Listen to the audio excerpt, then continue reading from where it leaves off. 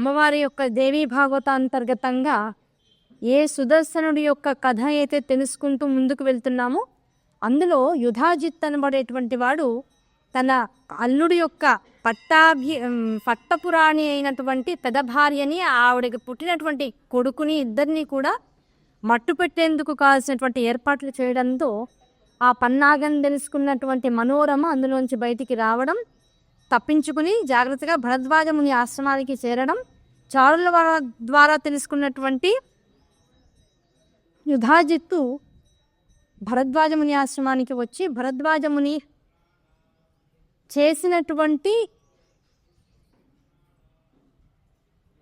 దాన్ని ఏమంటామంటే ఒక వార్నింగ్ లాంటిది అది చేసి ఇంకా మరీ ఇటువైపు చూడటానికి ప్రయత్నించకు. చిన్న పిల్లవాడు ఇక్కడ ఉన్నవాడు, వాడు ముని బాలకులతో తిరుగుతున్నాడు. ఆ ముని బాలకులతో తిరుగుతున్నటువంటి వాడు క్షత్రియ ధర్మాన్ని అనుసరించి ఏమీ గదాయుద్ధాలు లేకపోతే కత్తి యుద్ధాలు, బాణాలు ఎలా వేయాలి, రథాన్ని ఎలా నడపాలి ఇలాంటి విద్యనేం వాడు నేర్చుకోవట్లా. నేను కూడా ఏం నేర్పించను వాడికి. వాడు చిన్న చిన్న కౌపీనాలు ధరించి మునిబాలకలతో ఆడుకుంటున్నాడు, వేద విద్యను అభ్యసిస్తున్నాడు. అంతవరకే నేను వాడికి ఇవ్వగలిగినటువంటి శిక్షణ.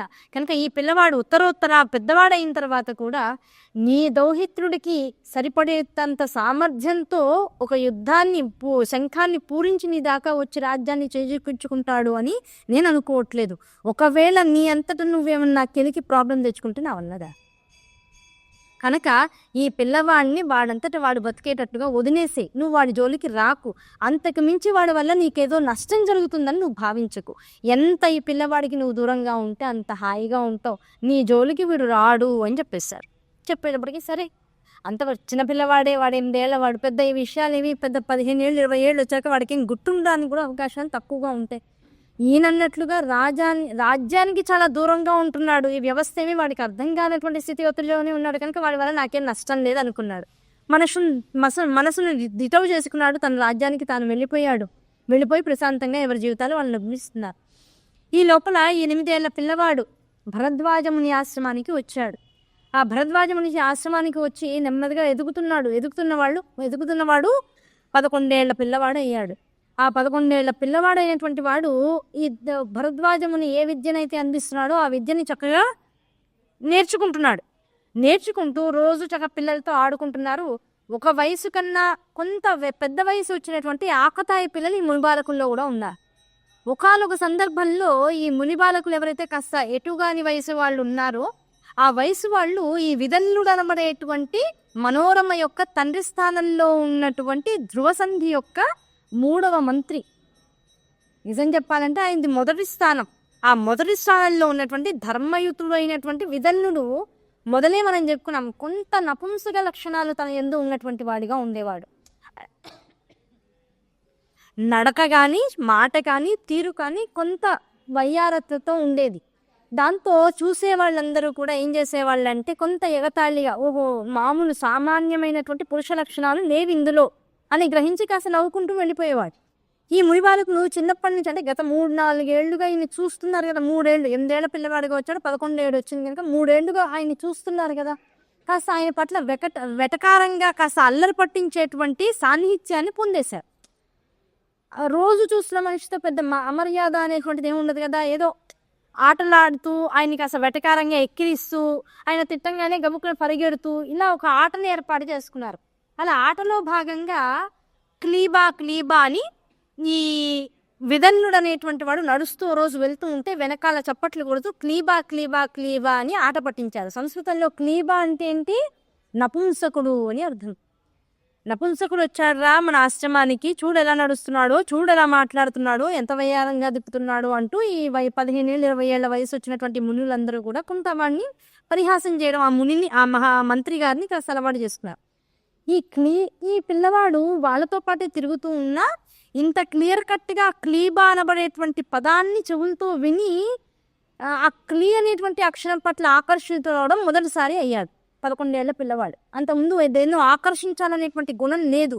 ఏకాడికి తన ఎందుకు ఇక్కడ ఉన్నాడు, తన తండ్రి తనకు ఎందుకు కనపడకుండా వెళ్ళిపోయాడు, తాతగారు ఇప్పుడే వస్తానన్న వెళ్ళినవాడు తాతగారు ఎందుకు దూరం అయ్యాడు నాకు, పైగా హాయిగా రోజు వెండి పళ్ళాల్లో బంగారు పళ్ళాల్లో చక్కగా పంచపక్ష ప్రమాణాలు తినే తనకి ఆ కందమూలాలు తినాల్సినటువంటి అవసరం, తనకి ఇష్టం లేనటువంటి ఆహారం ఎందుకు తినాల్సి వస్తుంది, ఎందుకు రాజభవనానికి ఇంటికి దూరంగా ఉండాల్సినటువంటి పరిస్థితులు ఏర్పడ్డాయి, అమ్మ ఎందుకు నిమిషానికోసారి ఏడుస్తూ ఉంటుంది, ఇవన్నీ చూసి పెరుగుతున్నాడు పిల్లవాడి కదా. ఆ చూసి పెరుగుతున్న పిల్లవాడికి ఎవరో ఆటలాడుతుంటే ఆకతాయితనంగా ఉంటే వాటి నుంచి వీడేదో గ్రహించి నేర్చుకోవాలి, ఏదో చేయాలనేటువంటి ఆసక్తి పెద్దగా ఉండేది కాదు వాడికి.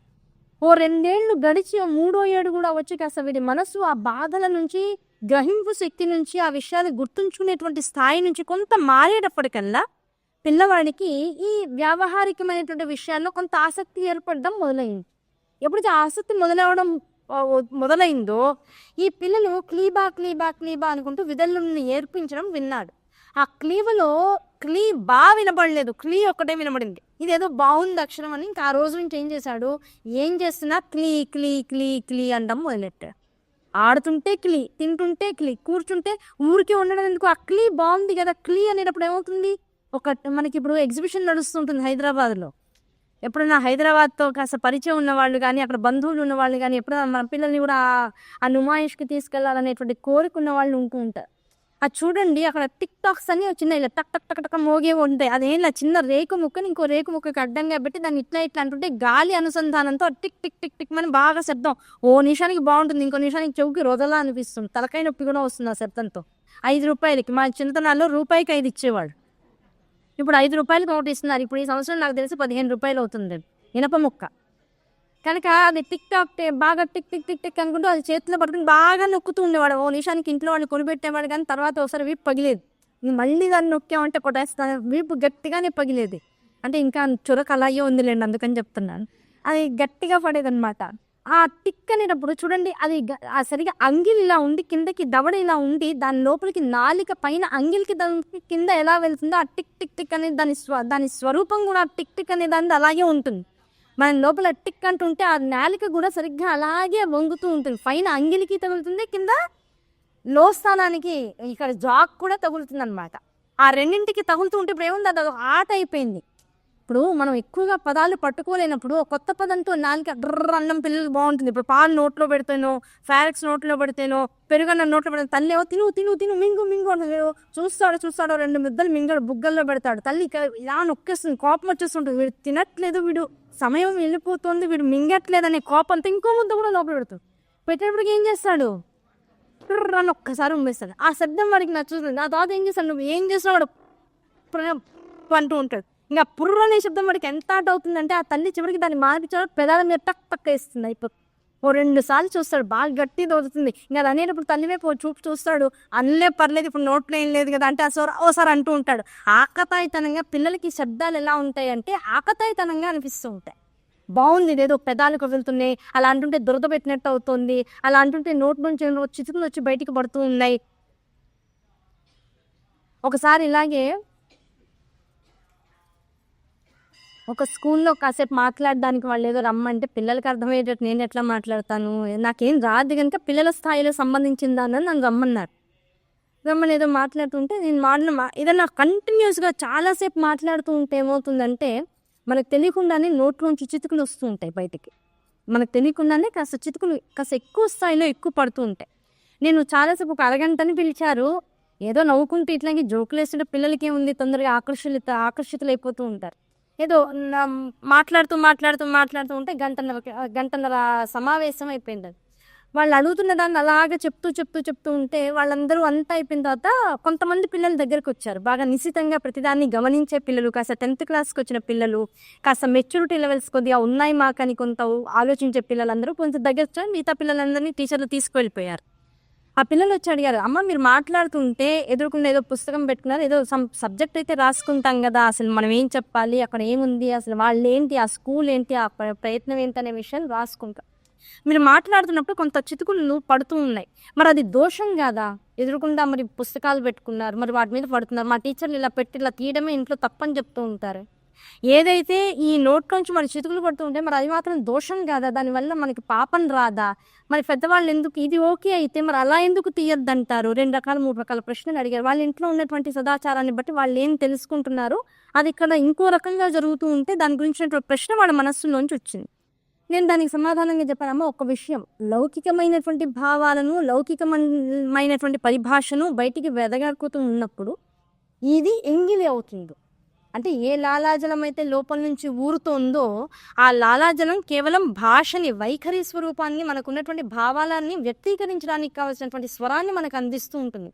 అది లౌకికమైనటువంటి పరిభాష అయితే అది ఎంగిలిగా అయ్యి బయటికి వస్తూ ఉంటుంది కనుక ఆ ఎంగిలి వీలైనంత వరకు సరస్వతి స్వరూపమైనటువంటి ఈ పుస్తకాన్ని ఆ ఎంగిలితో అంటించుకుని తీయకుండా ఉండాలి. పైగా 2 స్థానాల్ని దాటి వెళ్తుంది అంటే అది అపరాధం అవుతుందని వద్దంటారు. ఇక్కడ నాలుక మీద ఉంది, ఆ నాలుక మీద ఉన్న దాన్ని వేలికి పెడుతున్నావు, వేలికి పెట్టాక దాన్ని తీసుకెళ్ళి ఇంకో పదార్థం మీద పెడుతున్నావు, అది తప్పైనటువంటి భావన. ఒకేసారి డైరెక్ట్ కాంటాక్ట్ ఉంటే అంత అవ్వకపోవచ్చు. రెండవది ఆధ్యాత్మికమైనటువంటిది, పారమార్థికమైనటువంటిది, లేదు మనల్ని మనం బాగు చేసుకునేందుకు, మనలో ఉన్నటువంటి లోపాలని తెలుసుకునేందుకు ఏ మాటలనైతే అనుసంధానం చేసుకుని మనలో ఉన్నటువంటి రకరకాల భావాల్ని వ్యక్తీకరించుకుని ఈ మాట అంతా కూడా భగవతి అనుగ్రహంతో వస్తోంది, ఈ వైఖరి అంతా కూడా, ఈ స్వరం అంతా, ఈ జరిగేటువంటి విధానం అంతా కూడా లోపల యంత్రంగా నిలిచి నడుస్తోంది. ఇది నడిపేటువంటి శక్తి, క్షమత రెండూ ఆ పరమేశ్వరికి ఉన్నాయి తప్ప మన గొప్పతనం కాదు.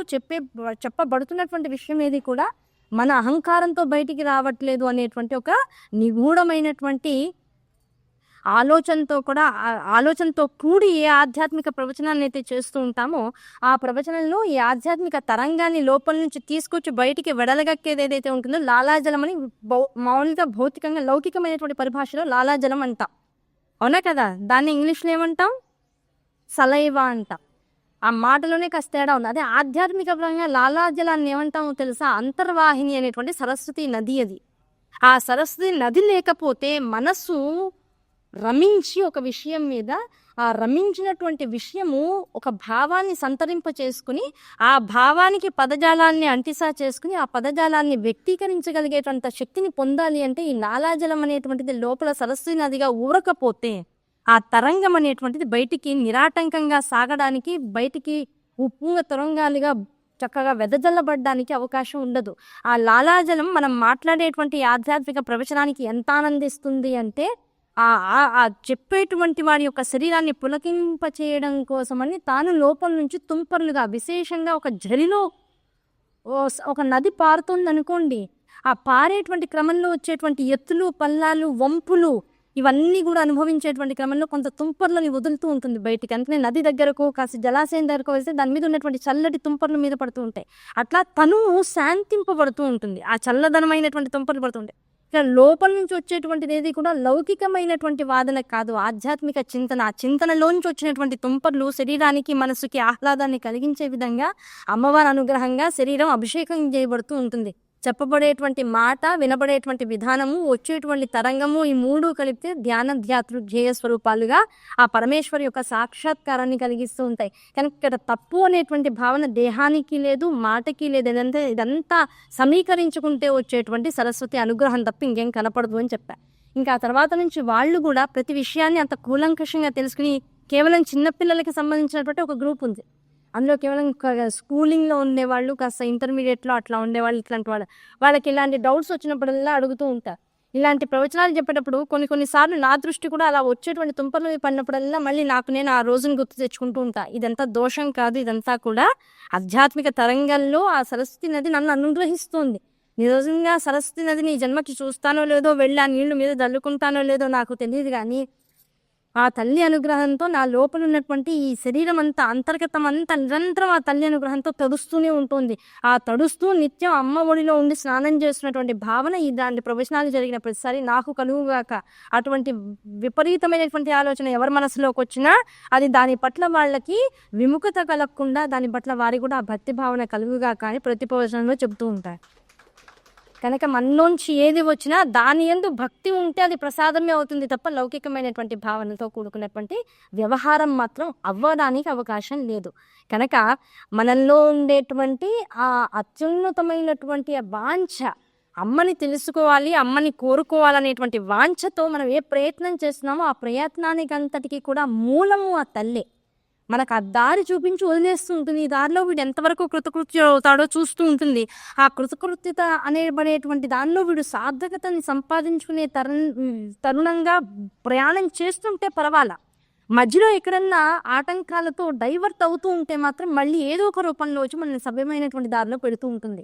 అలా పూర్వజన్మ సుకృతానుసారంగా ఏ పిల్లవాడైతే తన రాజ్యానికి, తండ్రికి, తాతకి కూడా దూరమైపోయి కష్టాన్ని అనుభవించేటువంటి స్థితిలో ఉండి, నిజం చెప్పాలంటే తాను అనుభవిస్తున్నటువంటి ముని జీవితం కష్టమైంది కాదు, అదే నిజంగా కావాల్సింది.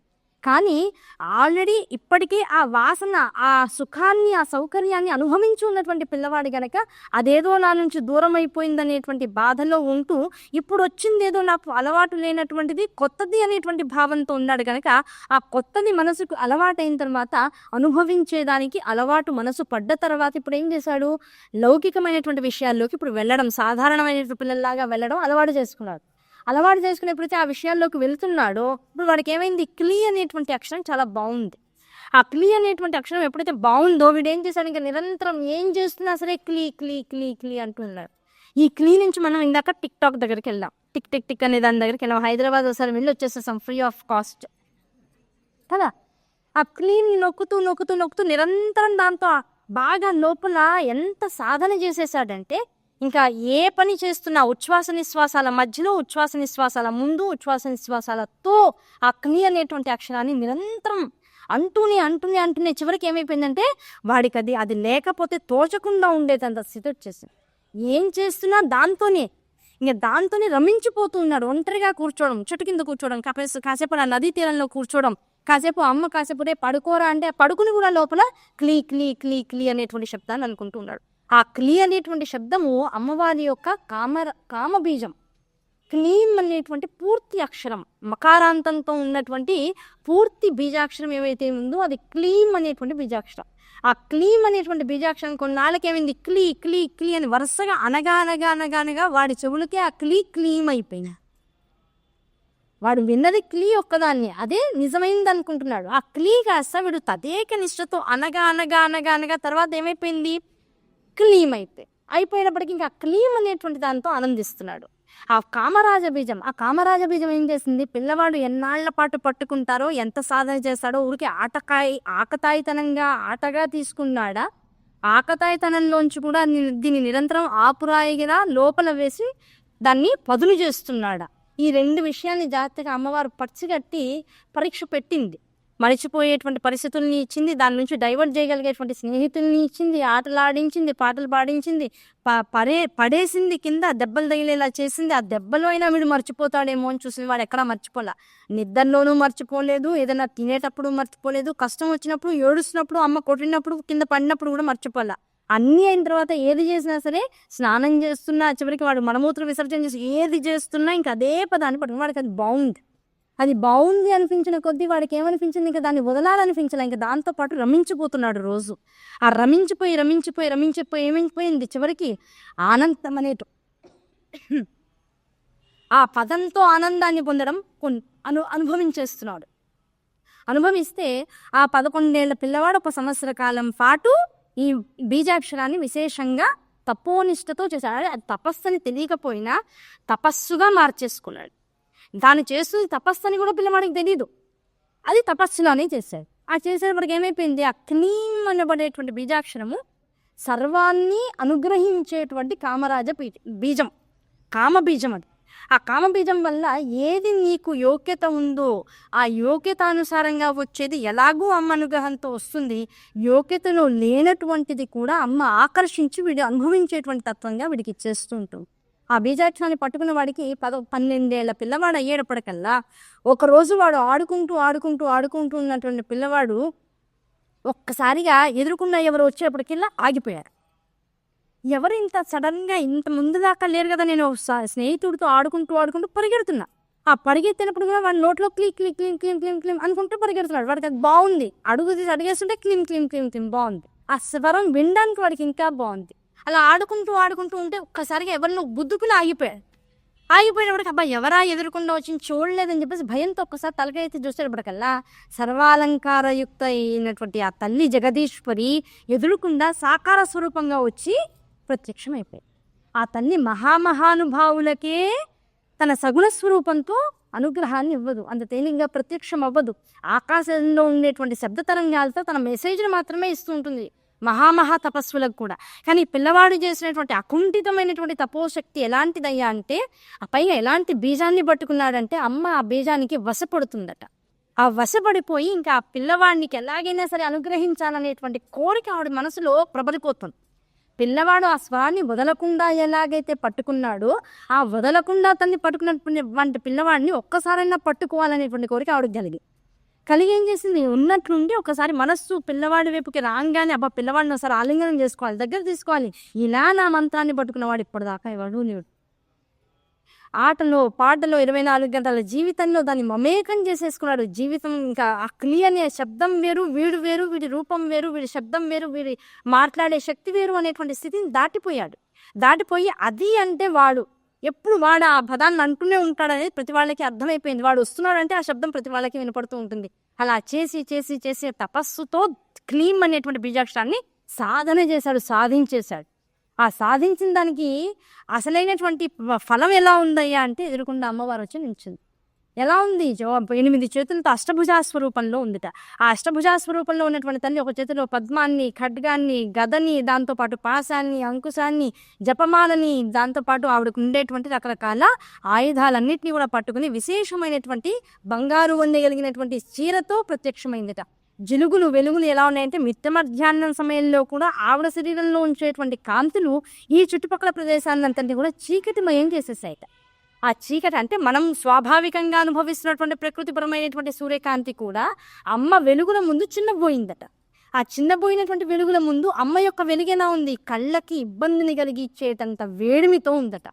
ఆ పిల్లవాడు ఆ కళ్ళు ఆ కాంతి లోపలికి వెళ్తుంటే గుచ్చుకుపోతుంటే ఆ గుచ్చుకుపోతున్నటువంటి కాంతిని అలవాటు చేసుకోవడం కోసం కళ్ళు 2 మూసుకుని నెమ్మదిగా ఆ కాంతిని అలవాటు చేసుకుని కళ్ళు 2 తెరిచి తల్లిని చూసి ఎవరండి మీరు, క్షమించండి ఒక్కసారిగా వచ్చి మిమ్మల్ని కొట్టేశాను అన్నట్ట. అయ్యా కొట్టినా పర్వాలేదు, నీ స్పర్శ కావాలి, నేను ఆలింగనం చేసుకోవాలి, పుత్ర వాత్సల్యం కలుగుతుంది నేను చూస్తుంటే. ఆ పుత్రవాత్సల్యాన్ని పరిష్వంగన ద్వారా తీర్చుకోవాలనేటువంటి కోరికతో నీ దగ్గరకు వచ్చానయ్యా, నీకు అనుగ్రహించాను. నువ్వు ఏ అక్షరాన్ని అయితే నిరంతరం తపస్సుతో సాధన చేస్తున్నావో ఆ అక్షర స్వరూపాన్ని నేనే అంటే వీడంతే వెంటనే అన్నాడు, ఈ క్లీమ్ మీరా అన్నాడు. అవును నేనే. పిల్లవాడి పరిభాషలో ఏమిటి, నువ్వు క్లీమ్, నేను అనే పదం మీరా అన్నాడు. నేనే అంది. నాకు తెలియదండి మిమ్మల్ని పిలుస్తున్నానండి అన్నాడు. నిరంతరం పిలువు, నీ దగ్గరే ఉంటానని. నీ దగ్గరే ఉన్నాక ఇంకా పిలవడం ఎందుకు, అంతే కదా. నువ్వు ఎవరో దూరంగా ఉన్న వాళ్ళని అయితే స్వరం పెట్టి పిలుస్తావు, అయ్యో వినండి ఇలా రండి అంటాం. పేరు తెలియదు అనుకోండి చప్పట్లు కొడతాం. అంతకు మించి ఇంకెవరికైనా మన చప్పట్లు విని అయినా అవతల వాళ్ళు మొహం తిప్పట్లేదు అనుకోండి, వీళ్ళు అనుసంధానకర్తలుగా మరి అవతల వాళ్ళు మన వైపు చూసేటట్లుగా ప్రయత్నం చేస్తారు. ఈ పిల్లవాడు ఏం చేశాడు, సంవత్సర కాలం పాటు తనకి దూరంగా ఉన్నటువంటి శక్తిని దగ్గరికి రప్పించుకున్నాడు. రప్పించుకున్నాక ఇప్పుడు ఆవిడేముంది, నీ స్వరానికి, నీ శబ్దానికి, నువ్వు పిలిచే విధానానికి నేను లొంగిపోయాను. రోజు అమ్మ అమ్మ అమ్మ అని పిలుస్తూ ఉంటే తల్లి ఏం చేస్తుంది, అబ్బా నువ్వు అమ్మ అని పిలవడమే ఒక్కటే మిగిలిందిరా బాబు, ఆ స్వరం వింటూనే ఉన్నా, చెప్పు చెప్పు చెప్పు చెప్పు అంటుంది. ఇప్పుడు తల్లి ఏం చేస్తుంది, వీడు వచ్చండి చెప్పు ఏం కావాలి. వాడు అమ్మ అనే లోపలే ఆ పిలుపుకి ఎంత అలవాటు పడిపోతుందంటే వాడు వచ్చి ఎదురుకుండా నించుకొని చెప్పరా బాబు ఏమిటి ఏం కావాలి, ఇప్పుడు ఏం కావాలి నీకని అడుగుతూ. అలా ఇంకా వీడి ఆ నామం అన్నాడా లేదా కాదు, పిల్లవాడిని చూసి చెప్పు అని తల్లి ఎప్పుడు అడగడానికి పక్కనే నుంచుంటుంది. ఇంక వాళ్ళ నుంచి నీ పక్కనే నా స్థావరం ఏర్పడిపోయింది. ఇంకా నేను ఎక్కడికో వెళ్ళిపోతాను, ఫలానా చోట ఎక్కడో ఉంటాను, ఇంకా నువ్వు పిలిస్తే కానీ రానడానికి లేదు. నీ నామానికి ఎంత అలవాటు పడిపోయానంటే ఇప్పుడు నువ్వు పిలవడం ఆగితే నేను తట్టుకోలేకపోతున్నాను. ఏమిటి మౌనంగా అయిపోయాడు, వీడు ఏమైనా పడుకున్నాడా, నిద్రలోకి వెళ్ళాడా, నిద్రలో కూడా పిలుస్తాడు కదా అనేటువంటి ఆలోచన నాలోకి వచ్చేస్తుంది. అంటే ఇప్పుడు ఏం చేశాడు, తాను మంత్రంగా మారడం కాదు, ఆ తాను మంత్రంగా మారుతూ ఏ మంత్రాన్ని అయితే తన రూపంగా చేసుకున్నాడో ఆ రూపానికి అమ్మని వశం చేసుకున్నాడు. ఇప్పుడు ఆ రూపాన్ని ఇప్పుడు పిల్లవాడిని చూడకుండా ఆవిడ ఉండలేకపోతుంది. ఆవిడెవరో వీడికి తెలీదు, వీడికి తెలిసిందల్లా శబ్ద తరంగం ఒక్కటే. ఆ శబ్ద తరంగంతో అమ్మవాడిని తనకి వశం చేసుకున్నాడు. ఆ వశపడినటువంటి తల్లి ఇంకా వాళ్ళు వదలకుండా ఉండిపోదామని ఆలోచించేసింట. అలా పిల్లవాడిని వదలకుండా పిల్లవాడిని పట్టుకుని ఒరే నాయనా నీ శబ్దం ఎప్పుడు వినపడుతూ ఉంటే బాగుంటుందిరా అన్నటువంటి తల్లి ఏం చేసింది, నీకు రాబోయేటువంటి భవిష్యత్తు చాలా ఉజ్వలమైనటువంటిది నాయన, ఇప్పుడు నువ్వు చేసేటువంటి తపస్సుని ఆధారంగా చేసుకుని నీకు ఒక నీకు విశేషమైనటువంటి జ్ఞానాన్ని ఇస్తాను. దాంతోపాటుగా నువ్వు రహస్యంగా ఉంచుకోదగినవి నేను నీకేమేమి ఇస్తానో కూడా ఇప్పుడు ఒకసారి చూపిస్తా, జాగ్రత్త చేసుకో. వీటి గురించి ఎవరికి చెప్పకుండా కేవలం నువ్వు ఇప్పటి నుంచి చేయాల్సింది ఏంటంటే నీ జ్ఞానాన్ని పెంచుకోవడం. ఆ పెంచుకోవడంలో పరిభాగంగా నువ్వు శ్రద్ధగా కూర్చుని చదువుకో. రాజనీతి శాస్త్రాన్ని వాళ్ళ నుంచి మొదలెట్టి భరద్వాజ మహర్షి నీకు తెలుస్తారు. ఆ రాజనీతిని తెలుసుకో. ఆ రాజనీతితో పాటుగా బ్రహ్మజ్ఞానాన్ని కూడా తెలుసుకునేటువంటి ఆధ్యాత్మిక విద్యని, వేదసారాన్నంతటిని కూడా విద్యగా స్వీకరించు. ఇవన్నీ స్వీకరిస్తూ ఉంటే నీ భవిష్యత్ అనేటువంటి దాన్ని ఎప్పుడు ఏ మలుపు తిరగాలో, నువ్వు దేన్ని సాధించడం కోసం ఇదంతా నీ జీవితంలో జరిగిందో, నా రచన నీ జీవితాంతర్గతంగా ఎటువంటి అద్భుతమైనటువంటి ప్రకాశికని నీ జీవితంలోకి తీసుకొస్తుంది. ఇవన్నీ కూడా నీకు అనుభవపూర్వకంగా నేను చెప్తా. నువ్వు ఎప్పుడు పిలిచినా నీ పక్కనే నేను ఉంటా. నన్ను ఎప్పుడు మర్చిపోకుండా నేను ఉన్నాననేటువంటి ధైర్యంతో వాళ్ళ నుంచి ఆత్మస్థైర్యంతో ఉండు అని పిల్లవాడికి చక్కగా ధైర్యాన్ని నూరిపోసి, పిల్లవాడిలో కాన్ఫిడెన్స్ లోపించింది. ఎందుకంటే అది చెప్పేటువంటి వాళ్ళు తండ్రి రూపంలో ఉండాల్సిన వాడు లేడు కళ్ళ ముందు. తల్ల ఎప్పుడు పాపం ఏదో పోగొట్టుకున్న దానిలో బాధపడుతుంది. పిల్లాడి మీద ఇంకా మనస్సు అంతగా రాలే. ఏ కాడికి వీడిని రక్షించుకోవాలి, వీడు బాగుండాలి, అంతే తప్ప వీడు బాగుండడానికి నేనేదో చేయగలను అనేటువంటి ఆలోచన, మానసిక ఆరోగ్యం లేనటువంటి మనిషి అంతా పాపం ఆవిడ ఇవ్వలేకపోతుంది వాడికి కావాల్సినటువంటి ఆ శక్తిని. దాంతో ఈ తల్లి ఏం చేసింది, ఆ లోటుని పూరించడం కోసం వీడు చేసినటువంటి మంత్రానికి అధీన అయి వచ్చి వీడి జీవితాన్ని బాగు చేసే ప్రయత్నం చేసేటప్పటికి ఇప్పుడు ఏమైంది, నీ పక్కనే ఉంటాను, నీకేమేమి అనుగ్రహిస్తానో జాగ్రత్తగా చూడు. అనుగ్రహించేటువంటి వస్తువులన్నిటిని కూడా జాగ్రత్త చేసుకో. నీకేది ఇస్తున్నానో దాన్ని ప్రయోగించడం కూడా నేనే నీకు అనుగ్రహాన్ని ఇస్తా. నువ్వు వీటి గురించి నేర్చుకోవాల్సిన అవసరం నీకు లేదు. అసలు వీలైనంత వీటి ప్రయోగం నీకు అవసరం లేదు జీవితంలో. అయినా నువ్వు ఒక రాజువి, ఒక చక్రవర్తి అవ్వాల్సినటువంటి వాడివి. అటువంటి వాడికి ఉండాల్సింది ఏంటి, ముందు ఒక రథం. కనుక నీకు ఒక బంగారు రథాన్ని ఇస్తా, దాంతోపాటు ఒక ధనుస్సుని ఇస్తా. అది కూడా వజ్ర ఖచ్చితమైనటువంటిది, మణిమాణిక్యాలతో కూర్చోబడినటువంటిది, బంగారంతో నిండిపోయినటువంటిది, బంగారు పూతతో చేసినటువంటిది. అటువంటి బంగారు పూతతో ఉన్నటువంటి అద్భుతమైనటువంటి ధనుస్సు నీకు ఇస్తా.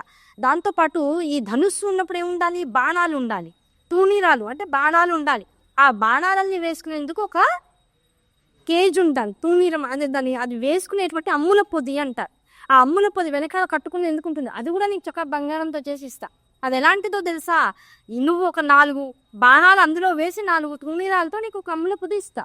అది నువ్వు తీసి వాడామనుకో, ఈ తీసి వాడిన ప్రతిదీ కూడా మళ్ళీ అందులో అక్షయంగా మొలుస్తూ ఉంటుంది. అది ఖాళీ అయ్యేటువంటి అవకాశం ఉండదు. కనుక అక్షయమైనటువంటి అమ్ముల పొదితో, అక్షయమయ్యేటువంటి తూణీరములతో నువ్వు చేసేటువంటి ప్రతి ప్రహారము, నువ్వు దేన్ని ఛేదించదలుచుకున్నావో ఆ టార్గెట్ వైపుకి, ఆ లక్ష్య ఛేదన కోసం నిన్ను నియంత్రించుకొని చక్కగా దాన్ని నువ్వు ఎటువైపు కొట్టినా అదని నీ లక్ష్యం వైపుకే వెళ్ళేటట్లుగా ఒక ధనుస్సుని నీకు ఇస్తున్నా. ఈ మూడింటిని జాగ్రత్త చేసుకో. దాంతోపాటుగా శరీరాన్ని నుంచి ప్రతి దెబ్బని కాచుకునేందుకు, శరీరం దెబ్బ నుంచి తనను తాను రక్షించుకునేందుకు కవచకుండలాలు ఉంటాయి. కవచాలు వెనకాల శరీరానికి, ఇక్కడ కేయూరాలు మొత్తం శరీరంలో ఈ చేతిని, ఇక్కడ చేతిని, వెనకాల వీపుని కూడా రక్షించడం కోసం, ప్రధానమైన ఉదర భాగాన్ని, హృదయ భాగాన్ని రక్షించడం కోసం, అలాగే ఈ ముఖ భాగాన్ని రక్షించుకుంటూ కిరీటంతో పాటు రక్షణనిచ్చేటువంటి వ్యవహారాన్ని అంతటిని నీకు ఇస్తున్నా. ఇవన్నిటినీ కూడా ఈ రథంలోనే పెట్టి దాచుకో. ఇవి నువ్వు ఎప్పుడు చూడాలనుకుంటావో అప్పుడు నీ కళ్ళకు కనపడతాయి, నువ్వు ఎప్పుడు అనుకుంటావో అవి నీ ముందు ప్రత్యక్షమవుతాయి. అంతే తప్ప ఇక్కడ ఉన్నందుకు కానీ ఇవి ఎవరికి కనపడవు. ఎవరన్నా వచ్చి మొదల్లో చూసినా కూడా కనపడేటువంటి అవకాశం ఉండదు. ఒకవేళ నువ్వు చూడాలనుకున్న సమయంలో కూడా అవి చూడాలనుకున్నప్పుడు నీ ముందు ప్రత్యక్షం అవుతాయి కనుక, అవి ప్రత్యక్షమైనప్పుడు నీ పక్కన ఎవరైనా ఉంటే కనుక వాళ్ళకు కూడా ఇవి కనపడవు. అంత కామరాజ బీజాన్ని నువ్వు పట్టుకున్నావు గనక నీకు ఇచ్చినటువంటి ప్రతిదీ నీకు మాత్రమే అనుగ్రహాన్ని ఇస్తుంది. ఇంకెవరికి ఇవి కనపడి వాళ్ళ యొక్క మనస్సును, లేకపోతే నువ్వు ఏదో చేస్తున్నావనో, ఏదో జరిగిందనో, ఈ అద్భుతాలన్నీ చూసేటువంటి అవకాశం వాళ్ళకి, నా శక్తిని అంత తేలిగ్గా గ్రహించే అవకాశం ప్రపంచంలో ఎవరికి అంత తేలిగ్గా రాదు. కనుక ఇది కేవలం నీకు నాకు పర్సనల్ విషయం కనుక ఇవన్నీ జాగ్రత్త చేసుకో. నువ్వు ఎప్పుడు అనుకుంటే అప్పుడు అవన్నీ నీకు కనపడతాయి, నువ్వు వద్దు అనుకుంటే అన్నీ మాయమైపోతాయి. ఇవన్నీ కూడా చక్కగా జాగ్రత్త పెట్టుకొని సో ఆ పిల్లవాడికి ఏదేది భవిష్యత్తుకు ఉపయోగపడుతుందో అదన్నీ ఇచ్చేసింది. దాని ద్వారా ఏం చేసింది, తెలియకుండానే నీ లక్ష్యం ఏమిటి అని తెలియకుండా పిల్లవాడి బుర్రలో పెట్టేసింది. నువ్వు చక్రవర్తి అవుతావు. దానికోసం ధర్మాన్ని వదలకు, ఆధ్యాత్మికతని వదలకు. ముని జీవితాన్ని దేన్నైతే స్వీకరించావో ఆ ముని జీవితం ద్వారా వచ్చేటువంటి సాత్వికతని నీ మనసులో పెట్టుకో. ఏదైనా సరే ప్రపంచంలో ఒకదాన్ని చంపుదాము అంటే చంపే శక్తి నీకు ఉండదు. ఈ విషయాలన్నీ మళ్ళీ తర్వాత చాలా ఉపయుక్తంగా ఉంటాయి పిల్లవాడికి. దేనన్నా చంపుదామన్నా, దేనన్నా స్వీకరిద్దామన్నా, దేనన్నా ఒకదాన్ని ఉన్న స్థితి నుంచి మార్పు చేద్దామన్నా అదంతా నీ గొప్పతనం అనుకోకు. యముడు తనంతట తాను మరణాన్ని ఇవ్వాలని కూడా ఆయనకి తెలియదు. ఆ కాలము మరణంగా ఎవరికి ఇవ్వాలనుకుంటుందో ఆ క్షణంలో యముడు ఆ పనిని చేసేందుకు సాక్షిభూతుడిగా మాత్రమే ఉంటాడు. సమయం రాకపోతే, మరణం లేకపోతే యముడు కూడా చూస్తూ ఉండిపోవాల్సిందే తప్ప ఆయనకి భయపడే లాభం లేదు. కనుక మరణం అనేటువంటిది ఏమిటి? కాల పరిణామ దశగా నీ దాకా వచ్చేటువంటి గమ్యస్థితే. ఆ గమ్యస్థానాన్ని అనుభవించే లోపల దేన్ని చూసి భయపడకు. ఆ భయాన్ని ఎప్పుడైతే, ఎందుకంటే మనిషి అన్నింటికన్నా భయపడేది దేనికి? మరణానికి కదా. ఆ మరణానికి భయపడక్కర్లేదు. ఎప్పటిదాకా? నీకు ఆ మరణ సమయం వచ్చేదాకా. అది వచ్చే లోపల యముడొచ్చి సాక్షాత్కారం ఎదురుకుండా పెద్ద దున్నపోతు మీద కూర్చుని ఈ పాశాన్ని ఇలా తిప్పుతున్నా సరే నన్నేమి చేయలేవు. ఆ సమయం వస్తే అప్పుడు ఆటోమేటిక్గా నా ప్రాణాలు నీకు చిక్కుతాయి తప్ప నువ్వు నన్ను చిక్కించుకోలేవు. నేను నా అంతటా నేను వచ్చి నీకు చిక్కుతాను అని మనం ధైర్యంగా చెప్పగలగాలి. అది అసలైనటువంటి శరీరం పడిపోయేటువంటి స్థితి. ఈ శరీరం పడిపోయాక అదేమి ఎక్కడా ఉండిపోవట్లా. తాను చేసిన దానికి అనుభవించేటువంటి వాటిని అనుభవించి మళ్ళీ ఇంకొక దేహాన్ని అవతారం చేసుకుని ఈ ఆత్మ స్వరూపాన్ని తెలుసుకునేటువంటి దిశగా మళ్ళీ ఇంకో జన్మని మొదలెడుతోంది. అది క్రిమికీటకాల జీవితమా, ఇంకో జీవితమా, ఇది పాపమా, ఇది పుణ్యమా, ఇదంతా అమ్మవారికి లేదు. 84 లక్షల జీవరాశులు కూడా నా నుంచి వచ్చినవి. ఈ నా నుంచి వచ్చినటువంటి జీవరాశుల్లో మడుగులో పెరిగినటువంటి చిన్న క్రిమికి కుడితే మనకి విషం ఎక్కేటువంటి పాము దగ్గర నుంచి మనిషిగా ఉన్నటువంటి జీవుడు దాకా వీళ్ళందరినీ నేను ఒకే స్వరూపంలో చూస్తాను. వీళ్ళల్లో భేదభావాలు నాకు తెలియవు. అందులో ఉన్నటువంటి ఆత్మస్వరూపం ఒక్కటే. కనుక ఆ ఆత్మని చూడగలిగే వాడికి జీవుల్లో, జీవరాశుల్లో ఉన్నటువంటి రూపగతమైనటువంటి అవలక్షణాలు కనపడవు. అందరిలోనూ ఆత్మస్వరూపమే కనపడుతుంది. ఆత్మస్వరూపం నేనే అయి ఉంటాను. నువ్వు ఎప్పుడైతే మాయలోకి వస్తావో, మాయ ద్వారా ఇది ఇది ఇది ఇది దీనికి ఇది విభిన్నంగా ఉంది, ఇది ఈ జాతి, ఇది ఈ జాతి, ఇది మనిషి జాతి, ఇంకోటి ఇంకో జాతి అనేటువంటి భేదాన్ని నువ్వు చూస్తావు. అది నీకు కప్పబడినటువంటి మాయ వల్ల అవుతుంది. ఆ మాయ ఛేదనమైతే ప్రతిదీ బ్రహ్మ పదార్థంగానే కనబడుతుంది. కనుక జగత్తంతా ఉన్నటువంటిది ఏమిటి? బ్రహ్మము యొక్క పదార్థమే. ఆ బ్రహ్మము యొక్క పదార్థము ఒక్కొక్క రూపాన్ని అవతరించుకుని మాత్రమే తిరుగుతోంది. కారణం ఏమిటి? ఉన్నది బ్రహ్మమే అని తెలుసుకుంటే అందరూ బ్రహ్మలోకానికే రావాలి. అంత స్థితి, అంత స్థాయి అందరికీ ఉండడానికి అవకాశం లేదు. ఎవరి ప్రారంధ సంచిత ఆగామి దశలు వాళ్ళని అలా నడిపిస్తూ ఉంటాయి. కనుక ఆ స్థితిగతుల్లో అందరూ ఒక రకమైనటువంటి విలక్షణమైనటువంటి స్థితిగతుల్ని పొందుతారని నువ్వు అనుకోకు. అంటే అమ్మ అంతా నువ్వే ఉన్నప్పుడు అందరూ ఒకటే విషయాన్ని గ్రహించవచ్చు కదా. అందరూ ఒకటే రకంగా ఉండొచ్చు కదా. దానికి మళ్ళీ ఎగ్జాంపుల్ ఒకటే చెప్తాం. మనం క్లాస్లో కూర్చుంటాం, 50 మంది స్ట్రెంత్ ఉన్నారు. ఆ 50 మందిలో ఒకటికే ఫస్ట్ ర్యాంక్ వస్తుంది. చెప్పే టీచరు ఒకటే, చెప్పే పుస్తకము ఒకటే, చెప్పబడే విధానము ఒకటే. ఆవిడ ఎదురుకుండా కూర్చుని అందరికీ ఒకేసారి లెసన్ చెప్తోంది. ఒకేసారి అందరితో నోట్స్ రాయిస్తుంది. ఒకేసారి బెల్లు కొడుతుంది. అందరూ వస్తున్నారు. ఒకేసారి బెల్లు కొడుతుంది. అందరూ వెళ్ళిపోతున్నారు. ఇందులో ఎవరికి ఎక్స్ట్రాలు లేవు, నష్టాలు లేవు. మరి అందరూ ఒక రకంగా ఉన్నప్పుడు ఎందుకు ఒకటికి ఒకటో ఫస్ట్ మార్క్ వస్తుంది, ఒక 5-6 తర్వాత మార్క్ వస్తుంది, ఓ 10-15 మంది ఎందుకు ఫెయిల్ అయిపోతున్నారు, ఇంకో 10-15 మందికి ఎందుకు ఉన్నంతలో 30 నుంచి 50, 60, 70 మార్కుల్లో ఉంటున్నారంటే ఎవరి స్థాయిని బట్టి, ఎవరి యోగ్యతని బట్టి, ఎవరు ఎంత దాని మీద తీక్షణమైనటువంటి దృష్టి పెట్టగలుగుతారో ఆ దృష్టిని బట్టి వాడికి అది లభ్యమవుతూ. జీవితమైనా అంతే, చదువైనా అంతే, వ్యవహారమైనా అంతే. కనుక ఆ యోగ్యత ఎక్కడి నుంచి ఇవ్వబడింది? ఇది వరకు జన్మల్లో నువ్వు చేసుకున్నటువంటి కర్మానుసారం ఏదైనా ఇవ్వబడుతూ ఉంటుంది. ఆ కర్మానుసారం ఇప్పుడు నువ్వు చేసింది ఏమిటి? నన్ను ఆవాహన చేసుకుని నన్ను నిరంతరం నీ పక్కన ఉంచుకుంటున్నావు, నీ యందు నిక్షిప్తం చేసుకుంటున్నావు. అటువంటి సాధనా మార్గంలో నువ్వు ఉన్నావు గనక దేని పట్లైనా సరే నేనున్నాననేటువంటి భావంతోనే ప్రతి వస్తువుని చూసే ప్రయత్నం చేయి. అలా ప్రపంచాన్ని దర్శించగలిగేటువంటి శక్తి నీకు రావాలి. ఇక నుంచి నన్ను పొందడం అనేటువంటి సాధించావు గనక నాలా ప్రపంచాన్ని ఇప్పుడు నా రూపాన్ని ఎందుకు దర్శనం చేయించాను? నేను ఎలా ఉంటానో నీకు తెలియాలి. నేను ఎందుకు కనపడ్డానో నీకు తెలియాలి. నువ్వు దేన్ని ఆసరా చేసుకున్నావో దాని రూపం నేనని నీకు తెలిస్తే అప్పుడు ఆ రూపమే మొత్తం జగత్తంతా ఉంది. అంటే ఇప్పుడు నీ సంఖ్య ఏమవుతుంది? నేను మంత్రం చేస్తున్నానని ఇన్నిసార్లు చేస్తున్నాను, ఇంత శక్తి నాకుంది, లక్షలు చేశాను అనుకుంటాం. లక్షలు చేయడం కాదు, అసలు జగత్తులో ఎంత జనాభాని ఎదుర్కొందా ఓ పూటకి, ఒక నిమిషానికి ఇలా తరలి వెళ్ళిపోతుందో అన్ని రూపాలని మంత్రస్వరూపంగా భావించే ఓపోసన పడితే అప్పుడు జగత్తంతా ఎన్ని వేల కోట్ల మంది జనాభా ఉన్నారో అన్ని వేల కోట్ల సార్లు నువ్వు బ్రహ్మాన్ని తలుచుకున్నటువంటి దానివి అవుతావు. అన్ని వేల కోట్ల సార్లు బ్రహ్మాన్ని తలుచుకుంటే ఉన్నది బ్రహ్మమే అవుతుంది. దానికి సంఖ్య లెక్క పెట్టడం కాదు కావాల్సింది, అపరిమితమైనటువంటి సంఖ్యతో లెక్క పెట్టడానికి అవకాశం లేనటువంటి స్థితిలో నువ్వు ఆ మంత్రాన్ని అనుష్ఠానం చేయి. అటువంటి స్థితి నీకు రావడం కోసం వాళ్ళ నేను ఒక రూపస్వరూపంగా నీకు కనపడ్డాను అని అమ్మవారు చెప్పి, ఈ విషయాన్ని మనస్సులో పెట్టుకో. ఏది కనపడ్డా నన్నే అక్కడ భావిస్తూకో. ఇలా భావిస్తూ ఉంటే నీకు అద్వితీయమైనటువంటి ఆధ్యాత్మిక చింతన పెరుగుతుంది. దానివల్ల నీకు మంచి జరుగుతుంది. నీ శరీర ఆరోగ్యాన్ని పెంచుకోవడం కోసం వాటి నుంచి కసరత్తులు ఇలాంటివి చేయకల్లా ముని జీవితంలో శరీరాన్ని ఆరోగ్యంగా ఉంచుకో, మనస్సును ఆరోగ్యంగా ఉంచుకో. దాంతోపాటుగా నువ్వు మాట్లాడేటువంటి మాట, చేసేటువంటి ఆలోచన, లోపలికి వచ్చేటువంటి భావాలు, వీటి యందు శ్రద్ధ పెట్టు. ఎంతవరకు అవతల మనిషిని మనము ఆనందపరుస్తామో అంతవరకే మన నోట్లోంచి మాట రావాలి. ఏ మనిషి మన మాట వల్ల కానీ చేత వల్ల కానీ బాధపడకూడదు. ఇవన్నీ కూడా A to Z ఎప్పుడైతే నువ్వు పాటిస్తావో మనిషిగా పుట్టినందుకు నీ బుద్ధి పరిపూర్ణమైనటువంటి స్థితిలో ఉన్నట్లు లెక్క. ఎక్కడా బుద్ధి మనసుకు లొంగకుండా ఉన్నట్లు లెక్క. అలాంటి బుద్ధి కనుక నీకు అనుగ్రహింపబడితే బ్రహ్మజ్ఞానము కొద్ది దూరంలో నీకు అనుభవయోగ్యమవుతుంది. ఇవన్నీ నీకు ఇవ్వడం కోసం నేను ఇక్కడికి వచ్చాను అని చెప్పి. ఎంత అర్థమైందో తెలియదు కానీ అక్కడ ఉన్నటువంటి వాడెవడు? సుదర్శనుడు. ఆ సుదర్శనుడు సుదర్శనం చేశాడు.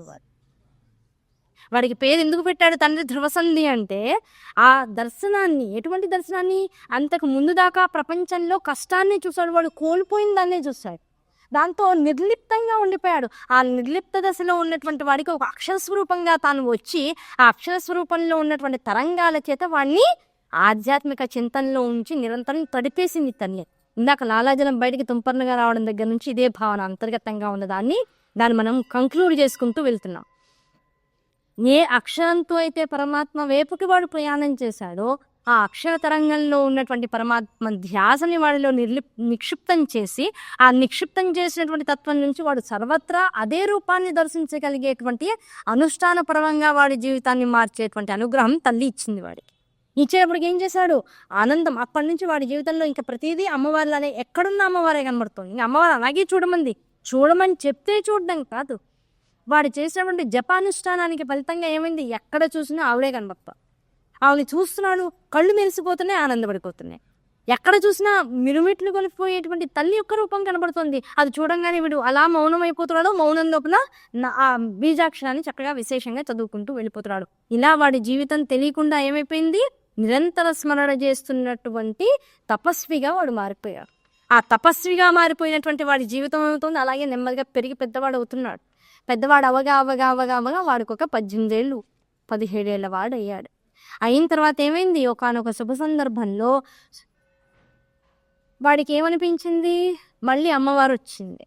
అమ్మవారు వచ్చి చెప్పింది. అది ఎవరి నోటి ద్వారా చెప్పించింది? వాడు సర్వత్రా అమ్మవారినే చూస్తున్నాడుగా. సర్వత్రా అమ్మవారినే దర్శించుకునేటువంటి వాడికి భరద్వాజముని ఒక రోజు కబురు పంపించాడు. ఆయన ఒకసారి రా, నిన్ను చూడాలి, కొద్దిగా మాట్లాడాలి అని. సరే, మహర్షి గారు పిలుస్తున్నారంటే పిల్లవాడు ఏం చేస్తాడు? గబగబా పరిగెత్తుకుంటూ మహర్షి గారి దగ్గరికి వెళ్ళారు. గురువుగారు చెప్పండి ఏమిటి అన్నారు. నాయన, నీకు పెళ్లి గడియ దగ్గరకు వచ్చింది, నీకు వివాహం చేసుకునేటువంటి వయస్సు వచ్చేసింది. వివాహానికి కన్యని వెతుక్కోవాలి, కానీ నీకు చేసుకునేటువంటి కన్య వెతుక్కోవాల్సినటువంటి అవసరం లేదు. కాశీ మహారాజు యొక్క సుబాహుడు అనబడేటువంటి ఒక రాజు యొక్క కూతురు శశికళ, ఆవిడ వివాహానికి రెడీగా ఉంది. ఆ వివాహానికి రెడీగా ఉన్నటువంటి పిల్లని నువ్వు పాణిగ్రహణం చేయడమే ఆలస్యం అని ఓ మాట చెప్పాడు. గురువుగారు చెప్పారే కానీ వివాహం అంటే ఏమిటో పెద్ద ఆలోచన పిల్లవాడి మనసులో లేదు. ఆ రోజు రాత్రి ఆ వివాహం అన్నారు కదా, దానినే మనసు లగ్నం చేసి పడుకునేటప్పటికి తల్లి కూడా కల్లో కనిపించింది. నాయన వివాహానికి రెడీగా. భరద్వాజముని ఏం చెప్పాడో అదే మళ్ళీ తల్లి చెప్పింది. ఈయన ఏమనుకున్నాడు? భరద్వాజముని చెప్పాడు అనుకున్నాడు, కానీ తల్లి ఇచ్చిన ఆదేశం ఏంటి? ప్రతి చోట నన్నే చూడు అంది. ఇప్పుడు పిల్లవాడి యొక్క గ్రాహ్యత ఎంతవరకు ఉంది? గురువు గారు చెప్పారని భావించాడు, కానీ అమ్మ చెప్పిందనేటువంటి ఆలోచన వాడికి రాలా. ఎంత సూక్ష్మంగా ఉంటుందో ఒక పాఠం చెప్పేటప్పుడు గురువు యొక్క మనసు జాగ్రత్తగా పట్టుకోవాలి. ఎదురుకుండా భరద్వాజ మహర్షి ఉండి నాయన నీకు పెళ్లి గడియ వచ్చిందని చెప్పడం మాత్రమే విన్నాడు. అమ్మ చెప్పింది అనిపిస్తే ఇంకా వాడికి డౌట్ వచ్చేది కాదు. దాని గురించి అమ్మ నీ ఇష్టం అనేవాడు. అలా అనకుండా మౌనంగా వచ్చేసాడంటే అక్కడ అమ్మ ఉందనేటువంటి భావన వాడి మనసు రాలా. అమ్మని విడిగా గురువుని విడిగా చూసేశాడు. ఆ చూసినటువంటి దృష్టిలోపాన్ని సరిచేయాలంటే తల్లి అదే వాక్యాలతో మళ్ళీ కల్లో వచ్చింది. కల్లో వచ్చి ఏం చెప్పింది? అయ్యా, నీకు వివాహ గడియ వస్తోంది. ఆ వివాహ గడియని అనుసంధానం చేసుకుని నీకు కావాల్సిన, నీకు ప్రాణిగ్రహణం చేసి నీ ఇంటికి భారీగా రావాల్సినటువంటి పిల్లని నేను ఎతికి పెట్టేశా. ఆ పిల్ల పేరు శశికళ, కాశీరాజు అనేటువంటి సుబాహుడి యొక్క కూతురు. ఆ పిల్లకి కూడా ఇప్పుడు నీకెలా స్వప్న వృత్తాంతంగా ఈ విషయాన్ని నేను తెలియజేస్తున్నానో ఆ పిల్లకి కూడా స్వప్నంలో నేను ఇలాగే చెప్పాను. కనుక ఇప్పుడు ఆ పిల్ల నువ్వెవరో తెలియకుండానే నువ్వెలాగైతే నీకు తెలియనటువంటి ఒక శశికళని పట్టుకున్నావు మనసుతో, అలాగే ఆ పిల్ల కూడా తెలియనటువంటి సుదర్శనుని తన పత్తిగా భావించేస్తోంది. ఇద్దరికీ ఏకకాలంలో కళల్లో కనబడింది తల్లి.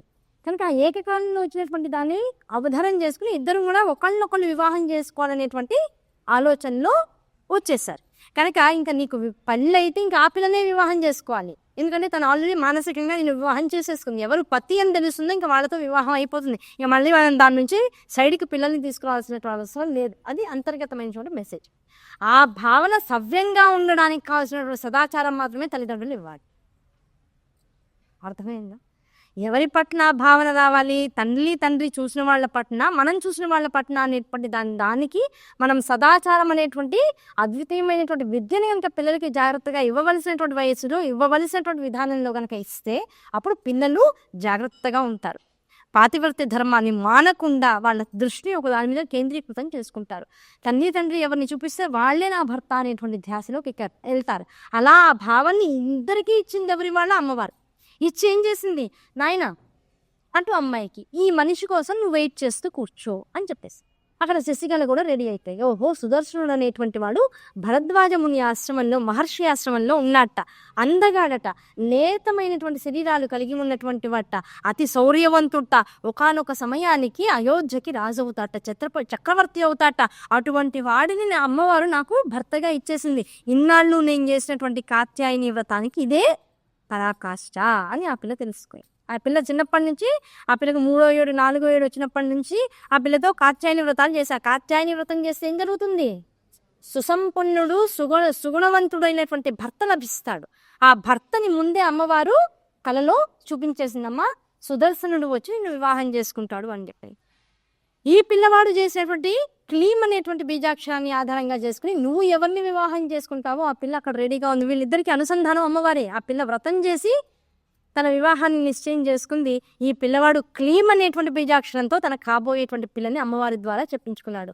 కనుక ఎక్కడ కనెక్టివిటీ అంటే అమ్మతోనే కనెక్టివిటీ. ఆ కనెక్టివిటీతో ఒక ఒండోర్లని ఇద్దరికి పరిచయం చేసేసింది అమ్మ. ఇంకా కళ్ళతో ఎవరిని చూసుకోలేదంతే. ఈ పిల్లవాడు ఎప్పుడైతే నేను ఇంకా వెళ్లాల్సిన సమయం వచ్చిందనుకున్నాడో ఈ లోపల అక్కడ ఏం చేయించిందమ్మ, కాశీరాజు అనేటువంటి సుబాహుడి మనస్సులో పిల్లకి ఇంకా వివాహం చేయాలి. ఆ అమ్మాయికి వివాహం చేయాలంటే క్షత్రియ ధర్మం ప్రకారంగా స్వయంవరం ఏర్పాటు చేయాలి. ఆ స్వయంవరం ఏర్పాటు చేయడం అంటే మన ఆ రాజ్యానికి చుట్టుపక్కల ఇన్ని క్రోసుల దూరంలో ఉన్నటువంటి రాజ్యాలన్నింటికి కూడా నా కూతురు వివాహానికి రెడీగా ఉంది. ఆ పిల్లకి స్వయంవరాన్ని ప్రకటిస్తున్నాను. కనుక మీ రాజ్యంలో మీరెవరైనా పిల్లకి తగినటువంటి వయస్సుతోనూ లక్షణాలతోనూ గుణాలతోనూ ఉన్నటువంటి వారు ఉంటే తప్పకుండా ఈ స్వయంవరానికి రాగలరు. పిల్ల మీ అందరిలో ఎవరిని చూసి ఇష్టపడుతుందో వారితో వివాహం చేయగలము అని ఒక వినతి పత్రాన్ని చక్కగా ఏర్పాటు చేసి దాని అందరికీ శుభలేఖార్థాలు పంపిస్తారు. రాజ్యం నుంచి రాజుగారి సంకేతంతో ఆ పత్రాలు అన్ని చుట్టుపక్కల రాజ్యాలకి వెళ్తాయి. అలా స్వయంవరం ప్రకటన జరుగుతూ ఉంటుంది. ఆ స్వయంవర ప్రకటన జరిగి ఎప్పుడైతే అన్ని చోట్లకి వివాహ పత్రికలు వెళ్తున్నాయో పిల్ల అప్పుడు చూసింది శశికళ. చూసి వెంటనే అమ్మ దగ్గరికి పరిగెత్తుకుంటూ వచ్చింది. అమ్మ, అప్పుడే నా వివాహానికి ఏంత హడావుడు వచ్చింది, మరి 18 ఏళ్ళ వయసు వచ్చిందే, మరి వివాహం చేయాలి కదా, మీ తండ్రి గారికి కన్యాదాన ఫలం దక్కాలి కదా, ఓపిక అయిపోతుంది, కనుక అందుకనే గబగబా నీకు స్వయంవరం ప్రకటిస్తున్నారు అని అంత. అమ్మ, ఇప్పటికే నేను సుదర్శనుడు అనేటువంటి వాడిని మానసికంగా వివాహం చేసేసుకున్నాను. అమ్మవారి కళ్ళు కనబడింది నాకు. కళ్ళు కనబడి పరానా భరద్వాజ ఆశ్రమంలో ఉన్నటువంటి పిల్లవాడు సుదర్శనుడు అనేటువంటి వాడు మీకు భర్త కాబోతున్నాడు, ఆయన కోసం వెయిట్ చేయండి. ఇప్పుడేమో మీరేమో నాకు చెప్పకుండా ఇలా చేసేశారు. ఇప్పుడు స్వయంవరాన్ని చూసినటువంటి ప్రతి రాజు కూడా ఇక్కడికి వచ్చేస్తాడు. వచ్చిన తర్వాత నేను ఎవరిని ఎంచుకోకపోతే అనవసరమైనటువంటి గోల అయిపోతుంది. ఇప్పుడు అక్కడ ఎందుకమ్మా అలా కంగారు పడతారంటే ఈ విషయాన్ని తీసుకెళ్ళి ఆవిడ పాపం భర్తకి చెప్పింది, సుబాహుడికి చెప్పింది. ఆయన ఇది సంగతి, ఆ సుదర్శనుడు అనేటువంటి వాడు ఎవడో ఉన్నాకంటే సుదర్శనుడు నాకెందుకు తెలియదు, ఫలానా ధ్రువసంధి ఎవరైతే అకాల మరణాన్ని పొందాడో ఆ ధ్రువసంధి యొక్క పట్టపురాణి మనోరమ గారి కొడుకు ఈ పిల్లవాడు సుదర్శనుడు. కానీ ఈ పిల్లవాడి దగ్గర రాజ్యం లేదే. ఆ రెండో భార్య తండ్రి అయినటువంటి యుధాజిత్ అనేటువంటి వాడు మొత్తం రాజ్యాన్ని మోసపూరితంగా తన మనవడు దౌహితుడు అనేటువంటి శత్రుజిత్కి అప్పగించేసేసాడు. ఈ పిల్లవాడిని చాలా మంది చంపేశారని అనుకున్నారు. ఇంకా బతికే ఉన్నాడా? ఆ బతికున్న వాడైతే ముని ఆశ్రమంలో ఉంటున్నటువంటి వాడైతే వాడికి ఆస్తి ఏది, పాస్తి ఏది, రాజ్యం ఏది, అసలు క్షత్రియుడు అనేటువంటి భావన ఏది? జన్మగత పుట్టుకతో వాడు క్షత్రియుడేమో కానీ క్షత్రియుడిగా వాడికి ఉండాల్సింది ఏది కూడా వాడికి వంశపరానుగతంగా రాలేదు, చేజిక్కించుకోలేదు. కనుక నా కూతుర్ని ఇంత అల్లారం ముద్దుగా పెంచుకున్నటువంటి పిల్లని అలాంటి ఏమీ లేనటువంటి వాడిని, అసలు ఏ శౌర్యము ఇది కూడా లేనటువంటి వాడిని వాడికి ఎలా అప్పగిస్తాను నేను? కనుక కుదరదమ్మా, అదన్నీ వదిలేసేసి రేపొద్దున స్వయంవరానికి మహామహారాజులందరికీ కూడా నేను కబురు పెట్టాను, వాళ్ళు వస్తారు, చక్కగా సుగుణవంతులైనటువంటి వాళ్ళని, అందంగా ఉన్నటువంటి వాళ్ళని, వాళ్ళ వెనకాల ఉన్నటువంటి ఆస్తుల్ని పాస్తుల్ని, వాళ్ళు ఏ రాజ్యాలకి చక్రవర్తి అయి ఉన్నారో అవి విషయాలన్నీ కూడా నీ కళ్ళ ముందు చెప్తాం, అన్నీ చదువుతాం, అందులో నీకు నచ్చినటువంటి వాడిని, సమౌజ్జి అయినటువంటి వాడిని వెతుకుని చక్కగా స్వయంవరం చక్క వాళ్ళని భర్తగా స్వీకరించు, ఈ ఆలోచనలన్నీ తీసేసే అన్నాడు సుబాహు. అనేటప్పుడు పిల్ల ఏం చేసింది, లేదు నాన్న, అమ్మవారు నాకు పరిచయం చేసింది నా భర్తని, ఆయన్ని తప్ప ఇంకొకళ్ళని నేను కళ్ళతో చూడటానికి కూడా ఒప్పుకోను. మీరు స్వయంవరం అంటున్నారు, నేను దండ పట్టుకుని అసలు అందరి ముందుకి రాను కూడా రాను, మీరు ఏం చేసుకుంటారో చేసుకోండి అని పిల్లగాస్తే వెళ్ళి. ఇప్పుడు ఏమైంది, ఎటుగాని పరిస్థితి అయిపోయింది. అప్పటికే స్వయంవర ఆహ్వాన పత్రికను అందుకున్నటువంటి రాజ్యాల వాళ్ళందరూ మేము వస్తున్నామని ఆల్రెడీ వాళ్ళ ప్రయాణాలు మొదలెట్టేసేసారు. రేపటి సాయంకాలానికల్లా మొత్తం అందరి రాజులు, చుట్టుపక్కల ఉన్నటువంటి రాజులందరూ కొన్ని వేల సంఖ్యలో వాళ్ళందరూ కూడా కాశీనగరానికి చేరుకుంటారు. సరే ఇంకేం చేస్తారు, సరే జరిగేది ఏదో జరుగుతుంది, పెళ్ళైతే ఎవరో ఒకళ్ళని ఎంచుకుంది. మరి ఈ ఉన్నటువంటి సుదర్శనుడు అనేటువంటి వాడికి అసలు పత్రం ఎలా తెలియజేయాలి, అసలు వాడు వస్తాడా రాడా, అసలు ఎంతమంది రాజులు ముందు అసలు క్షత్రియుడని అసలు ఆయన యాక్సెప్ట్ చేస్తారా చెర, ఇవన్నీ భయాలు ఆయనకి లోపల. క్షత్రియుల మధ్యలోకి క్షత్రియుడు కానివాడు, పైగా ఇన్నింటిలో బ్లండర్ ఎక్కడైంది, నేను అయోధ్య నగరానికి కూడా స్వయంవర పత్రిక పంపించేశా. ఇప్పుడు అయోధ్య నగరానికి రాజు ఎవరు, శత్రుజిత్తు. ఆ శత్రుజిత్తు వస్తున్నాడంటే ఆయన వెనకాల ఎవరు వస్తారు, యుధాజిత్తు. ఇద్దరు, మా తాత మనవడు ఇద్దరు కలిసి ఇప్పుడు ఇక్కడికి వస్తారు. ఒకవేళ పొరపాటున నేను పోనీ నా పిల్ల మనసు పడింది కదా అని చెప్పేసి సుదర్శనుడు కూడా నేను ఆహ్వాన పత్రిక పంపించి పిల్లవాడిని ఇక్కడికి తీసుకొస్తే ఇప్పుడు యుధాజిత్ ఆ పిల్లవాడిని చూసాగానే ఏం చేస్తాడు, ముందు చంపేస్తాడు. ఇప్పుడు ఏమవుతుంది, నా పిల్లకి వివాహం కాకుండానే మానసిక వివాహం చేసుకున్నానని వైధవ్యం సంక్రమిస్తుంది. ఇప్పుడు పిలవడమా ఆపేయడమా, అసలు ఏం జరుగుతుంది, యుద్ధం ఏమన్నా అవుతుందా, ఇప్పుడు నా కాస పిల్లకి పెళ్లి చేద్దాం అనేటువంటి కోరిక ఒక బ్రహ్మాండాన్ని అంతటినీ తీసుకొచ్చి ఎదురుకుండా పెట్టింది నాయన, అనవసరంగా ముందే చేసేసారని తలకాయ బాదుకున్నాడు. ఆ బాదుకున్న వాడు మళ్ళీ విశ్వేశ్వరుడికి మొత్తం బాధాన్ని అప్పగించేశాడు. నాయన ఏం చేయించినా నువ్వే, జరగవలసింది జరిగిపోయింది, ఇప్పుడు జరగవలసిన దానికి ఏదైతే సాక్షిభూతమో అది ఇంకా ప్రత్యక్షంగా భవిష్యత్తులో కనపడుతుంది కనుక నా పిల్లకి వివాహం చక్కగా జరగాలి, దాని మనస్సు బాధ పెట్టకుండా జరగాలి.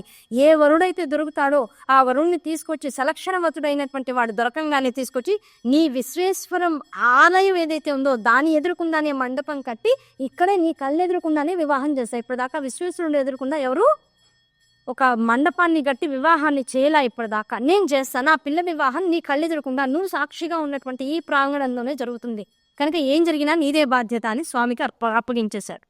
ఈ లోపల వస్తున్నారు రాజులు, ఎక్కడ లేనటువంటి రాజులు వస్తున్నారు. ఒక్కొక్క రాజ్యానికి సామంత రాజులు, విడిగా ఉన్నటువంటి వాళ్ళు, వాళ్ళ పిల్లలు ఒక్కొక్క రాజ్యానికి సంబంధించి 10-15 మంది వస్తున్నారు. కొన్ని వేల మంది రాజులు అందరూ కలిసి కాశీక్షేత్రానికి చేరారు. చేసిన తర్వాత ఏం చేశారు, అందరికీ ఎవరికి ఇవ్వాల్సినటువంటి అకామిడేషన్ వాళ్ళకి ఇచ్చేసేసాడు, వాళ్ళకి చేసేటువంటి మర్యాదలన్నీ చేశాడు. అయ్యా రేపు పొద్దున్నే అందరికీ కూడా స్వయంవరాన్ని ప్రకటిస్తున్నాను, అమ్మాయి వస్తుంది, ఫలానా రాజభవనంలోకి రండిని ఎక్కడికక్కడ పరిచారికలందరూ కూడా వాళ్ళు రావాల్సినటువంటి అడ్రస్లన్నీ ఇచ్చేసేసారు. ఎవరికి వాళ్ళకి చక్క సురలు, వాళ్ళు తినేటువంటి ఆహారాలు అన్నీ ఏర్పాటు చేయబడ్డాయి. ఈ లోపల మన అమ్మాయి శశికళ ఏం చేసింది, ఆంతరంగికంగా ఒక చిన్న నోట్ రాసి అటుగా వెళ్తున్నటువంటి ఒక బాటసారిని పట్టుకుంది. ఆయన వడివడిగా వెళ్తుంటే ఆపింది. అయ్యా మీరు ఎక్కడికి వెళ్తున్నారు, ఇటు దిశగా వెళ్తున్నారంటే ఇటువైపుకు వెళ్తున్నారు అంది. అయ్యా మమ్మ నేను ఈ కాశీ క్షేత్రాన్ని దర్శించుకోవాలని భరద్వాజ ముని మహర్షి ఆశ్రమం నుంచి వచ్చి కాశీ విశ్వేశ్వర దర్శనం చేసుకుని మళ్ళీ భరద్వాజ ఆశ్రమానికి వెళ్తున్నాను. ఏం కోరుకుందో, ఎక్కడికి పత్రం చేర్చాలో ఆ చేర్చవలసినటువంటి వాడు అక్కడికి వచ్చేసారు. ఇదంతా ఎవరి వల్ల అవుతుంది, అమ్మవారినే అవుతుంది. ఎదురుకుండా వచ్చాను, అమ్మ ఇప్పుడు నేను భరద్వాజ ముని మహర్షి ఆశ్రమానికి వెళ్తున్నాను, అక్కడి నుంచి వచ్చాను, విశ్వేశ్వర దర్శనం చేసుకోవడం కోసం వచ్చాను అన్నాడు. అయ్యా మీరు ఎలాగో అక్కడికి వెళ్తున్నారట, అక్కడ సుదర్శనుడు అని ఉన్నట్ట. అబ్బో మా సుదర్శనుడా, ఎంత అందగాడు, ఆడపిల్లతో ఎలా మాట్లాడాలో ఆయనకు కూడా తెలుసు. మా సుదర్శనుడు మాట రాత్రిపూట దొంగతనంగా బయటికి వచ్చి చేతిలో చిన్న పేపర్ పట్టుకుని మీరు ఎక్కడికి వెళ్తున్నారు అనగానే సుదర్శన భరద్వాజ ఆశ్రమానికి అనగానే కళ్ళు మెరిశాయి. అంటే ఈ పిల్ల ఎవరి గురించి అడుగుతుందో ఆ పిల్లవాడిని కోరుకుంటుంది. లేక మా సుదర్శనుడా, అబ్బో గుణ సంపద, వ్యక్తిత్వ సంపద, దాంతోపాటు మర్యాద, మన్నన, తండ్రి అంటే గౌరవం, తల్లంటే ప్రేమ, గురువు అంటే అపారమైనటువంటి శరణాగతి భావన, అసలు వాడిని మించినటువంటి వాడు అసలు మా ఆశ్రమంలో లేని అద్భుతమైనటువంటి పిల్లవాడు ద్రోసంది ఒక కొడుకు. మళ్ళీ రహస్యంగా చెప్తే ఆయన ఎవరో తెలుసా, రాజు అయోధ్య నగరాన్ని పాలించేటువంటి ధ్రువసంధి పెద్ద పట్టపురాణి కొడుకమ్మ. ఆయన సామాన్యుడు కాడు, క్షత్రియుడు. ఏం చేయమంటావు అని అడిగారు. అంటే చేయాల్సిన ఇంజెక్షన్స్ అన్ని చేస్తాడు. అయిపోయి ఇప్పుడు ఆవిడేం చేస్తుంది, ఏమండి ఆయనేనండి తెల్లారేటప్పటికి ఇక్కడికి రావాలండి, ఎలా వస్తారు, ఇప్పటికి రాజులందరూ వచ్చారు, రేపు పొద్దున్న నా స్వయంవరం ఉంది, ఆయన వీలైతే ఏం చేస్తారో నాకు తెలియదు, అమ్మవారికి నాకు గట్టిగా నమస్కారం చేసుకోమనండి, నేను నమ్మిన అమ్మవారే ఆయన ఇవాళ ఇంకొక గంటలో ఇక్కడికి తీసుకురావాలంతే, తెల్లారేటప్పటికల్లా ఆయన ఇక్కడికి ఉండాలంటే ఇంకొక గంటలో ఉంటే అసలు ఏం చేయాలో ఆలోచించుకోవాలి, కనుక మీరు ఎంత వేగంగా వెళ్తారో వెళ్ళి ముందు సుదర్శనుడికి ఈ పత్రాన్ని ఇవ్వండి అని చెప్పేసి ఒక పత్రం ఇచ్చి పంపించి, ఎప్పుడైతే సుదర్శనుడికి ఆ పత్రాన్ని ఇవ్వాలని అమ్మాయి ఆయన చేతికి ఆ పత్రాన్ని ఇచ్చిందో, ఇంక ఈయన వేస్తుంటే ఒక్కొక్క అడుగు ఒక్కొక్క కిలోమీటర్ అవుతుందిట, ఆయనకి విషయం తెలియట్లా, ఆ కిలోమీటర్ చొప్పున ఒక్కొక్క అడుగు పడుతూ ఉంటే 10 అడుగుల్లో గట్టిగా భరద్వాజ ముని ఆశ్రమానికి వెళ్ళిపోయాడు. ఇదేమో ఇంత తొందరగా వచ్చేసాను అనుకున్నాడు ఆయన. ఇదంతా ఎవరు అనుకున్నాం, అమ్మవారు అనుకున్నాం. ప్రతి నిమిషం అమ్మవారు ఉంది, ఇది ఎవరి వ్యక్తిగతమైనటువంటి గొప్పలు కాదు, ఇదంతా కూడా ఎవరేం చేద్దామన్న అంత తేలిగ్గా చేసేటువంటి విషయాలు కావు. 10 కోసుల దూరంలో ఉన్నటువంటి ఆశ్రమానికి 10 అంగల్లో వెళ్ళిపోయాట బాటసారి. అసలు ఆయనకి ఏం స్పరుస్తుందని, వీళ్ళిద్దరికి మధ్యలో అమ్మవారు ఆయనకు ఒక అద్భుతమైనటువంటి పని చేయడానికి కావాల్సినటువంటి అవకాశాన్ని ఇచ్చింది. దానివల్ల ఆయన ఉపయోగకారిగా మారాడు. దాంతో ఆ పత్రాన్ని తీసుకెళ్ళి అక్కడికి వెళ్ళి సుదర్శనుడికి ఇచ్చాడు. సుదర్శన ఒక ఆడమ్మాయి ఫలానా కాశీనగరంలో ఉంది అంటే శశికళ, ఏమో పేరు అడగలేదయ్యా, నువ్వే చూడు పేరు ఏదో రాసిందేమో, ఇగో ఈ పత్రంలో ఉంది అని ఇచ్చాడు. తెరవంగానే ఏముంది అందులో, శశికళ రాయు లేఖార్థము అని రాసింది. సరే వెంటనే పేపర్ ఓపెన్ చేశాడు, హడావుడిగా చదివాడు. ఇంకొక 2-3 గంటల్లో నువ్వు ఇక్కడ ఉండాలి, అర్ధరాత్రి 1-2 అయ్యేప్పుడు ఉండాలి అని చెప్పింది. ఇప్పుడు ఆల్రెడీ టైం ఎంత అయింది, 10 అయింది. ఇప్పుడు బయలుదేరితే అక్కడెక్కడో ఉన్న కాశీనగరానికి 2-3 గంటలు ఎక్కడ వెళ్తాం, కనీసం మినిమంలో తెల్లవారుజాము అయిపోతుంది. ఆ తెల్లవారుజాము దాకా ప్రయత్నం, అది కూడా ఎంత ఉరికించాలి గుర్రాలని. నిజంగా అలాంటి వాహనం నా దగ్గర ఏమీ లేదే, ఏదైనా ఒక వాహనం ఉంటే అది గబగబా ఉరికించే శక్తి నాకుంటే, అంత దారుఢ్యం నాకుంటే అప్పుడు నేను దాంతో ఇన్ని గంటలకి ఇంత ప్రయాణం అని నేను పరిగెడతా. అవేమీ నా దగ్గర లేవు, ఏం చేయాలి నేను, ఈ లేఖకి నేను ఎలా జవాబుదారీగా ఉండాలి, వాడికి అర్థం కాల పాపం సుదర్శనుడు. ఏం చేయాలి, వెంటనే మళ్ళీ క్లీమ్, ఏదొచ్చినా ముందు వెనక ఈ క్లీమ్ అనేటువంటి అక్షరం ఉంటుంది కదా, ఆ క్లీమ్ అనేటువంటి బీజాక్షరాన్ని పట్టుకునేటప్పటికల్లా రథం గుర్తొచ్చింది. అమ్మవారు తను 12 ఏళ్ళలో ఉండంగా వచ్చి రథాన్ని, దాంతోపాటు బాణాలని అన్నిటినీ ఇచ్చింది కదా, ఒక్కసారిగా వాటిని అలా భావన చేశాడు. కళ్ళు తెరిచేప్పటికి ఏముంది, ఎదురుకుండా అన్ని ప్రత్యక్షమైనప్పటికల్లా వెంటనే గురువుగారి దగ్గరికి వెళ్ళాడు. అయ్యా భరద్వాజ మహర్షి, నాకు ఉత్తరం వచ్చింది, నేను ఇలా వెళ్తున్నాను అన్నప్పుడు జాగ్రత్తగా వెళ్ళిరా, క్షేమంగా వెళ్ళిరా, ఏమొచ్చింది నాకు చూపించు అని ఏం అడగల ఆయన. కారణం ఏమిటి, ఆయన బ్రహ్మ పదార్థాన్ని చూస్తున్నాడు, బ్రహ్మమే ఎదురకుండా ఉండి ప్రతిదానికి సంకల్ప స్వరూపంగా మారిపోతుంది కనుక జరిగేదానికి ఆయన సాక్షిభూతుడుగా ఉన్నాడు. ఏది తెలుసుకోవాలని కోట్ల, అన్నీ తనకి తెలుసు కనుక, తెలిసేలా అమ్మ అనుగ్రహాన్ని ఇస్తోంది కనుక మళ్ళీ ప్రతిదానికి అదొక ఉటంక పదం పెట్టుకోవాలి, ప్రతిదానికి పక్కన అమ్మలా ప్రచోదనం చేస్తుంది లోపల నుంచి. సర్వచైతన్య రూపాంతాం ఆద్యాం విద్యాం చ ధీమహి బుద్ధిం యానః ప్రచోదయాత్. తల్లి యొక్క విశేష గాయత్రి, సర్వగాయత్రి అంటాం దీన్ని, సర్వులు చేసుకోగలిగినటువంటి గాయత్రి మంత్రం. అన్ని వర్ణాల వాళ్ళు, అన్ని వర్గాల వాళ్ళు, అన్ని వయసుల వాళ్ళు, అన్ని స్థితిగతుల్లో ఉన్నటువంటి వాళ్ళు నిరంతరం చేసుకునేటువంటి గాయత్రి మంత్రం ఏమైనా ఉందా? ఏమండి మేము కూడా గాయత్రి మంత్రం చదువుకోవాలని మాకు కూడా కోరికగా ఉందండి, కానీ మా దానిలో మాకు ఉపనయనం లేదు, మరి అందరం చేసుకోవచ్చా అంటే సర్వులు చేసుకోదగేటువంటి సర్వగాయత్రి ఏదైనా ఉంది అంటే సర్వచైతన్య రూపాం తాం ఆద్యాం విద్యాం చ ధీమహి బుద్ధిం యానః ప్రచోదయాత్. ఇదే మంత్రం గాయత్రి మంత్రం, సర్వగాయత్రి మంత్రం అంటాం. ఈ సర్వగాయత్రి మంత్రానుష్ఠాన దేవతగా ఏ స్వరూపం అయితే సర్వచైతన్య స్వరూపంగా ఉందో జగత్తంతా, ఆ జగత్తులో ఉన్నటువంటి తల్లి భరద్వాజ ముని మనస్సులో కూడా, హృదయాంతరాలలో కూడా నిక్షిప్తమై ఆ ప్రచోదనాన్ని కలిగించింది. నాయన సేఫ్గా వెళ్ళిరా, జాగ్రత్తగా వెళ్ళిరా, ఆనందంగా వెళ్ళిరా అన్నారు. పిల్లవాడు వెళ్తానన్నాడు. అమ్మ నేను బయలుదేరుతున్నా, ఎక్కడికి నన్నా, ఈవిడికి ఏకారికి పిల్లవాడిని రక్షించేసుకోవాలి, వాడు ఎక్కడికైనా వెళ్ళిపోతాడేమో అని భయం, ఆ ఎక్కడికన్నా వెళ్ళిపోయావని పట్టుకోవాలని భయం, ఆ పట్టుకునేవాడికి నిజంగా వెళ్ళిపోయి శత్రువు నోట్లు పడతాడేమో అని భయం. ఇన్ని భయాలతో వాడేం చేసింది, ఎక్కడికి నాన్న అంది. అమ్మ అలా కాదమ్మ, కార్యార్థినే వెళ్తున్నాను అంది. ఆ కార్యం ఏమిటి నాన్న? అమ్మ ఇలా ఒక అమ్మాయిని ఇష్టపడ్డా, ఆ అమ్మాయి నన్ను ఇష్టపడిందిట, అమ్మవారు ఒక రూపంలో వచ్చి చెప్పింది, నన్ను గ్రహించమని చెప్పింది. ఆ గ్రహించే వ్యవస్థలో నేను ఆ అమ్మాయిని పాణిగ్రహణం చేయడం కోసం ఫలానా కాశీ క్షేత్రానికి వెళ్తున్నా. అక్కడ ఉన్నటువంటి కాశీరాజు సుబాహుడు అనబడేటువంటి మహారాజు చక్రవర్తి ఆయన యొక్క కుమార్తె ఈ శశికళ సర్వగుణ సంపన్న అని నేను కూడా ఆవిడ గురించినటువంటి విషయాలు విన్నా, అక్కడికే వెళ్తున్నానమ్మా అన్నాడు. అయ్యా ఒక్కడివే వెళ్తావా, ఇంత రాత్రిపూట వెళ్తావా, ఎక్కడి నుంచి నా శత్రువులు వచ్చి నేను ఏమన్నా చేస్తే నేనేం చేయాలి, పైగా అసలే స్వయంవరం అంటున్నావు, కాశీరాజు అంటున్నావు, మీ తాతగారు యుధాజిత్తు రాకుండా ఉండండి నాయన, అక్కడికి వెళ్ళావంటే నిన్ను చూశారంటే వాళ్ళు వదలు, నిన్ను చంపేస్తారు, వద్దొద్దని. అమ్మ అన్నింటికి భయపడుతూ కూర్చుంటే ఎలాగా, మనం సాధించుకోవాల్సినవి కొన్ని మన జీవితంలో ఉంటాయి, ఆ దగిన దాన్ని మనం సాధించుకోవాలి. నిజంగా మరణం రాసి పెట్టుంటే నేను తిరిగి మరణం రాసి పెట్టుందా ఇంకా అయిపోయింది, ఇదే చివరి చూపు. అదే మరణం రాసి పెట్టి లేదా, నిమిషంలో ఎలా వెళ్ళానో అలా నీ కోడల్ని తీసుకుని నీ దగ్గరికి వస్తాను అన్నాడు. అలా కాదు నాన్న, నువ్వు వస్తావా రావా అనేటువంటి భయం కాదు. తల్లిగా నేను వదలాలంటే ఇన్నాళ్ళు ఆ వేదన ఏదైతే ట్రామా నేను పడ్డాను, ఏ బాధ అయితే నేను కళ్ళతో చూశానో దాంతో నేను ఒంటరిగా వదిలేటువంటి శక్తి నా మనస్సుకి లేదు, నాకు ఉండేటువంటి ధైర్యానికి లేదు. కనుక నాకు ఆ ధైర్యం లేనప్పుడు నువ్వు ఏదో ఒకటి నా కళ్ళ ముందు ఉంటే నీకేదైనా అయితే ముందు నాకు అవ్వాలి. మన ఇద్దరం ఒకే స్థాయిలో ఒకేసారి వెళ్ళిపోయేటట్లు సంతోషాలను అనుభవించాలి, కష్టాలను అనుభవించాలి. అంతే తప్ప నువ్వేమయ్యావు అనేటువంటి బాధతో ఒక 24 గంటల సమయాన్ని గడపడం అంటే అది నాకు మరణ సదృశం. ఆ బాధ తల్లిగా నేను భరించలేను నాన్న, నీతో పాటు నేను కూడా వస్తాను. ఆ వస్తాననే పూర్వం ఉండే ఉంది. పోన్లే నేనేమో పూర్వసువాసిని, తల్లికి ఆ బాధ ఉంటుంది. నేను పూర్వసువాసిని, నాకు భర్త లేడే, పిల్లవాడు శుభమాని ఏ పెళ్లికో చేసుకుంటానని వెళ్తూ ఉంటే ఇప్పుడు టైమని పక్కనే నేను ఉండి వెళ్తే అది అమంగళకరంగా అవతల వాళ్ళు భావించవచ్చు, నన్ను పక్కన పెట్టచ్చు. ఏమో అవతల వాళ్ళు ఎలాంటి వాళ్ళు మనకు తెలియదు. పిల్లంటే మన పిల్ల, కానీ వాళ్ళ తల్లిదండ్రులు కూడా మనల్ని యాక్సెప్ట్ చేయాలని ఎక్కడ ఉంటుంది.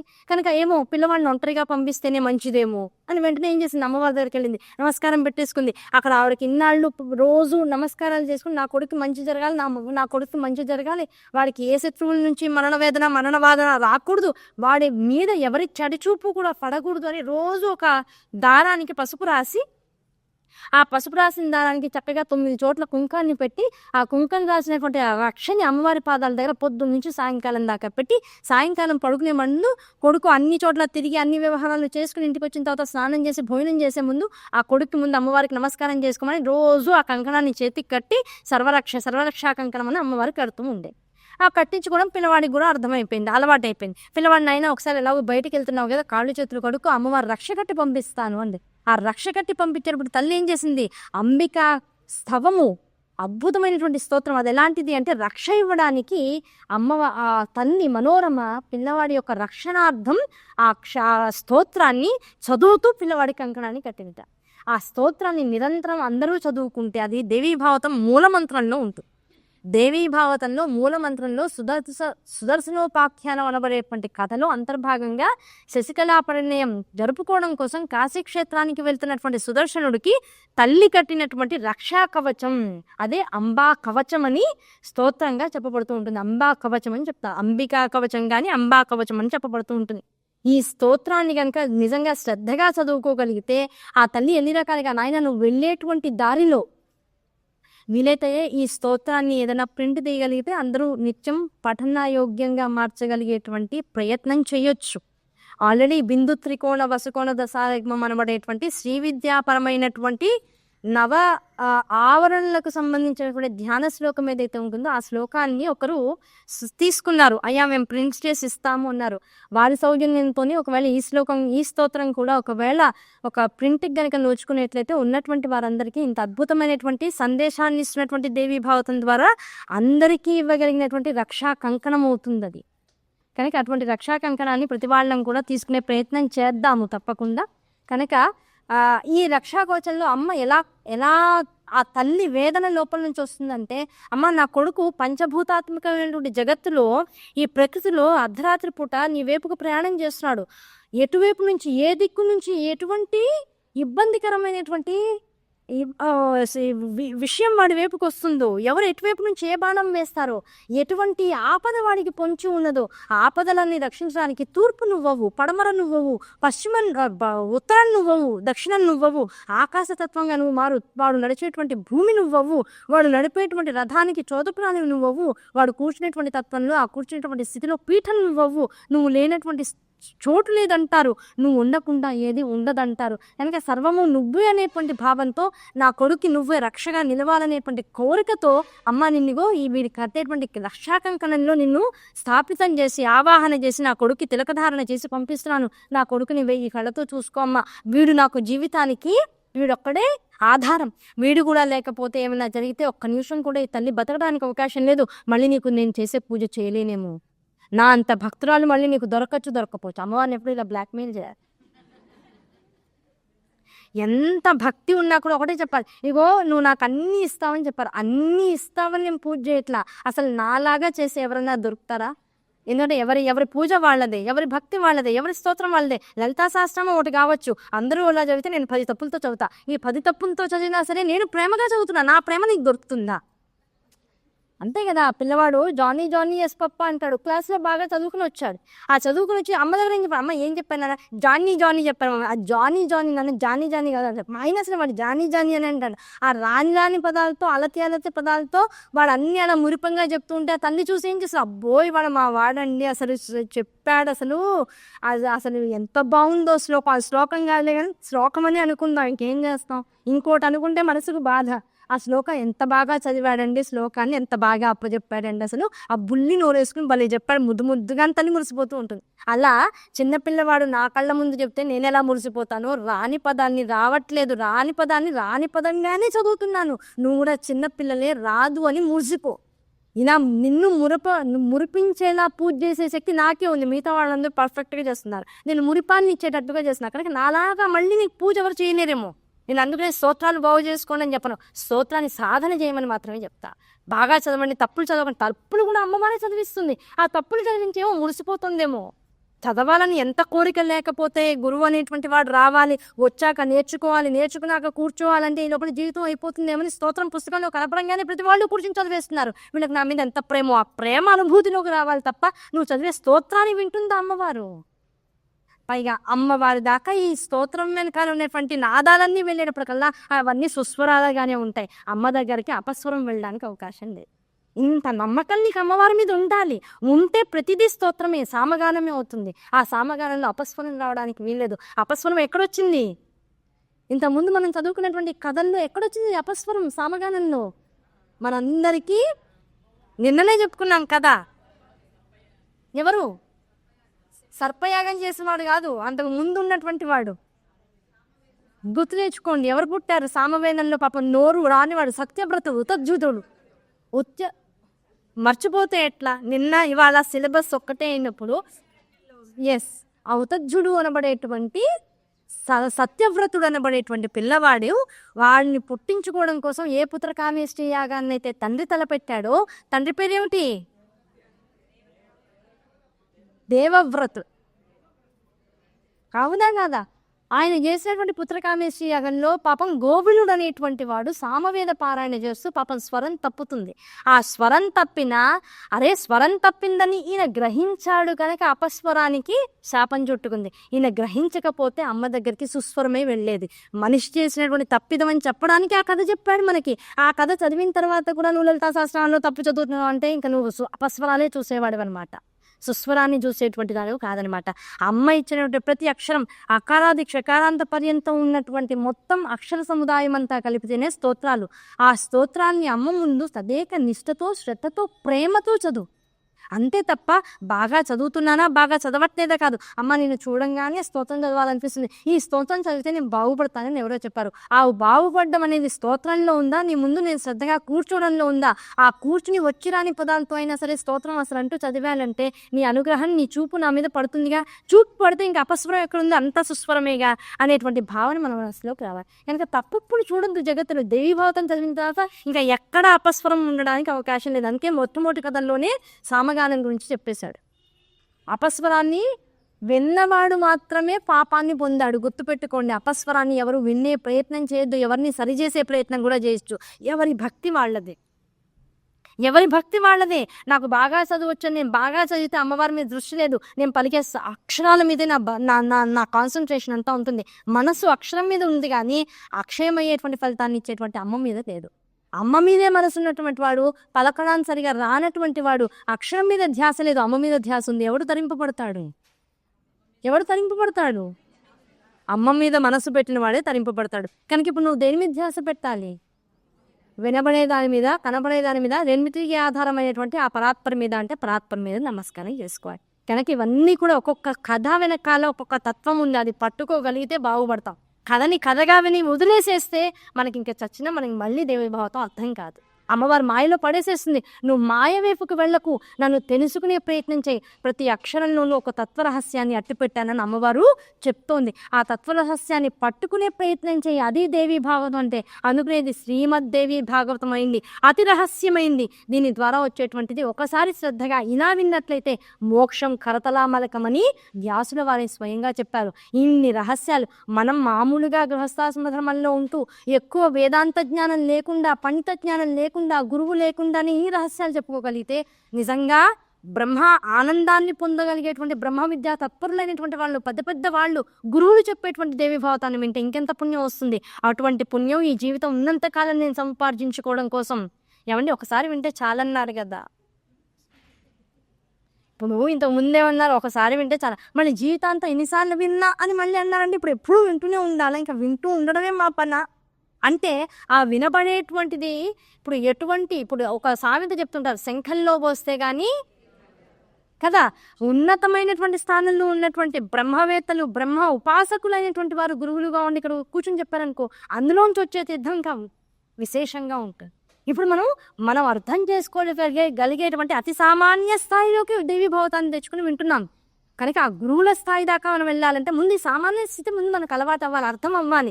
ఇది అర్థమైతే ఇదే తీర్థాన్ని అమ్మవారు రోజు శంఖంలో పోసి మన మీద జల్లుతుంది, తీర్థంగా కూడా ఇస్తుంది. అటువంటి అనుగ్రహం మనకు కావాలి. దానికోసం దేన్నైనా ఉపాసన చేయాలి. దానికోసం ప్రతిదాన్ని మనము లోపలికి స్వీకరించే ప్రయత్నం చేయాలి. దానికోసం అమ్మవారిని పట్టుకోవాలి. అంతే తప్ప నాకీ కష్టం ఉంది, నాకా కష్టం ఉంది, కష్టాలు చెప్పుకోవడం కోసం ఒక చిట్టాన్ని రాసుకుని చిత్రగుప్తుడిగా మారకు. చిత్రగుప్తుడు ఎక్కడ ఉంటాడు? యమధర్మరాజు దగ్గర ఉంటాడు. చిత్రగుప్తుడు యమధర్మరాజు దగ్గర ఉంటాడు. నువ్వు చిత్రగుప్తుడిలా పేపర్ పెట్టుకుని నాకీ కష్టం ఉంది, నాకీ కష్టం ఉంది, నాకీ కష్టం ఉందని రాస్తే ఆ చిత్తాలంతా అయ్యేటప్పటికి యమధర్మరాజు టైం అయిపోయింది పదా అంటాడు. చిత్తాలు రాస్తూ కూర్చోడానికి చిత్రగుప్తుడి కాదు. నువ్వెవరివి?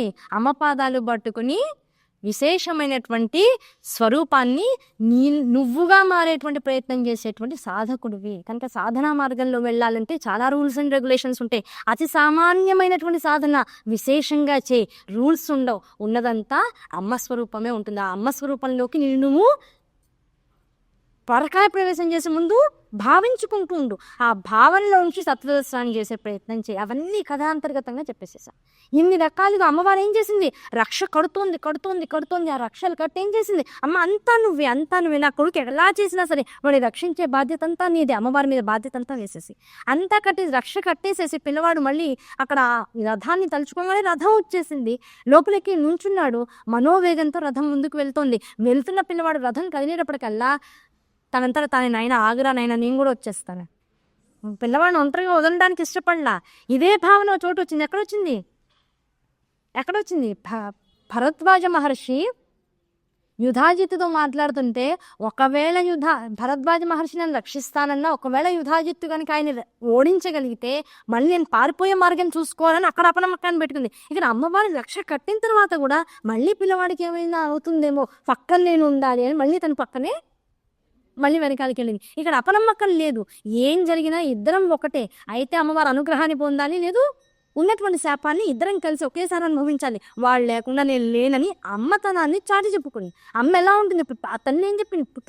క్లీం అనేటువంటి అక్షరాన్ని పిల్లవాడు పట్టుకుంటే, నాయన నేను నువ్వు పలికేటువంటి అక్షరానికి, నీ స్వరానికి నేను లొంగిపోయా. అందరూ పిలిస్తే నేను వచ్చే ప్రయత్నం చేశా. నువ్వు ఆల్రెడీ నిరంతరం నీ పక్కన నన్ను ఉంచేసుకున్నావు. నువ్వు తలిస్తే చాలు నేను వచ్చేస్తాను. ఆ తలిస్తే చాలు వచ్చేస్తానన్న తల్లి ఇప్పుడు తల్లి రూపంలో, మనోరమ రూపంలో కూడా తలిస్తే వచ్చారు కదా. పిల్లవాడు అమ్మ పాపం ఒక్కతే ఉంటుంది, వస్తే అయిపోతుంది కదా అని మనసులో అనుకున్నట్ట. ఇప్పుడు వెంటనే నాయన ఆగు, నేను కూడా రథం ఎక్కేస్తాను అన్నిట. ఇప్పుడు తల్లి ఏ రూపంలో ఉంది? అన్ని రూపాల్లోనూ తానే మనతో పాటు రథం ఎక్కేస్తాం. ఇప్పుడు మనందరం సుదర్శనమే కదా. మనం అందరం అమ్మవారిని చూసాం. అమ్మవారు వెనకాల వెంటబడి మళ్ళీ మనతో పాటు వస్తుంటే ఎక్కించుకుని రథం మనతో పాటు తీసుకెళ్తున్నాం. మనలోనే ఉంది సుదర్శనుని యొక్క రథం. ఆత్మస్వరూపంగా ఉంది. ఆత్మస్వరూపంగా ఉన్న దర్శనాన్ని, ఆ రథాన్ని నువ్వు దర్శనం చేయాలని కోరుకొని కళ్ళ ముందుకు వస్తుందండి అంది అమ్మ. ఆ దర్శనాన్ని చేసేటంత మంత్రశక్తి సుదర్శనుడు పొందాడు, మనం ఇంకా పొందల. ఒక మంత్రాన్ని నువ్వు గనక ఆధారం చేసుకుని అమ్మవారిని పట్టుకోగలిగితే, ఉపాసన చేసుకోగలిగితే ఆ మంత్రాధిష్టాన దేవత ఏం చేస్తుంది?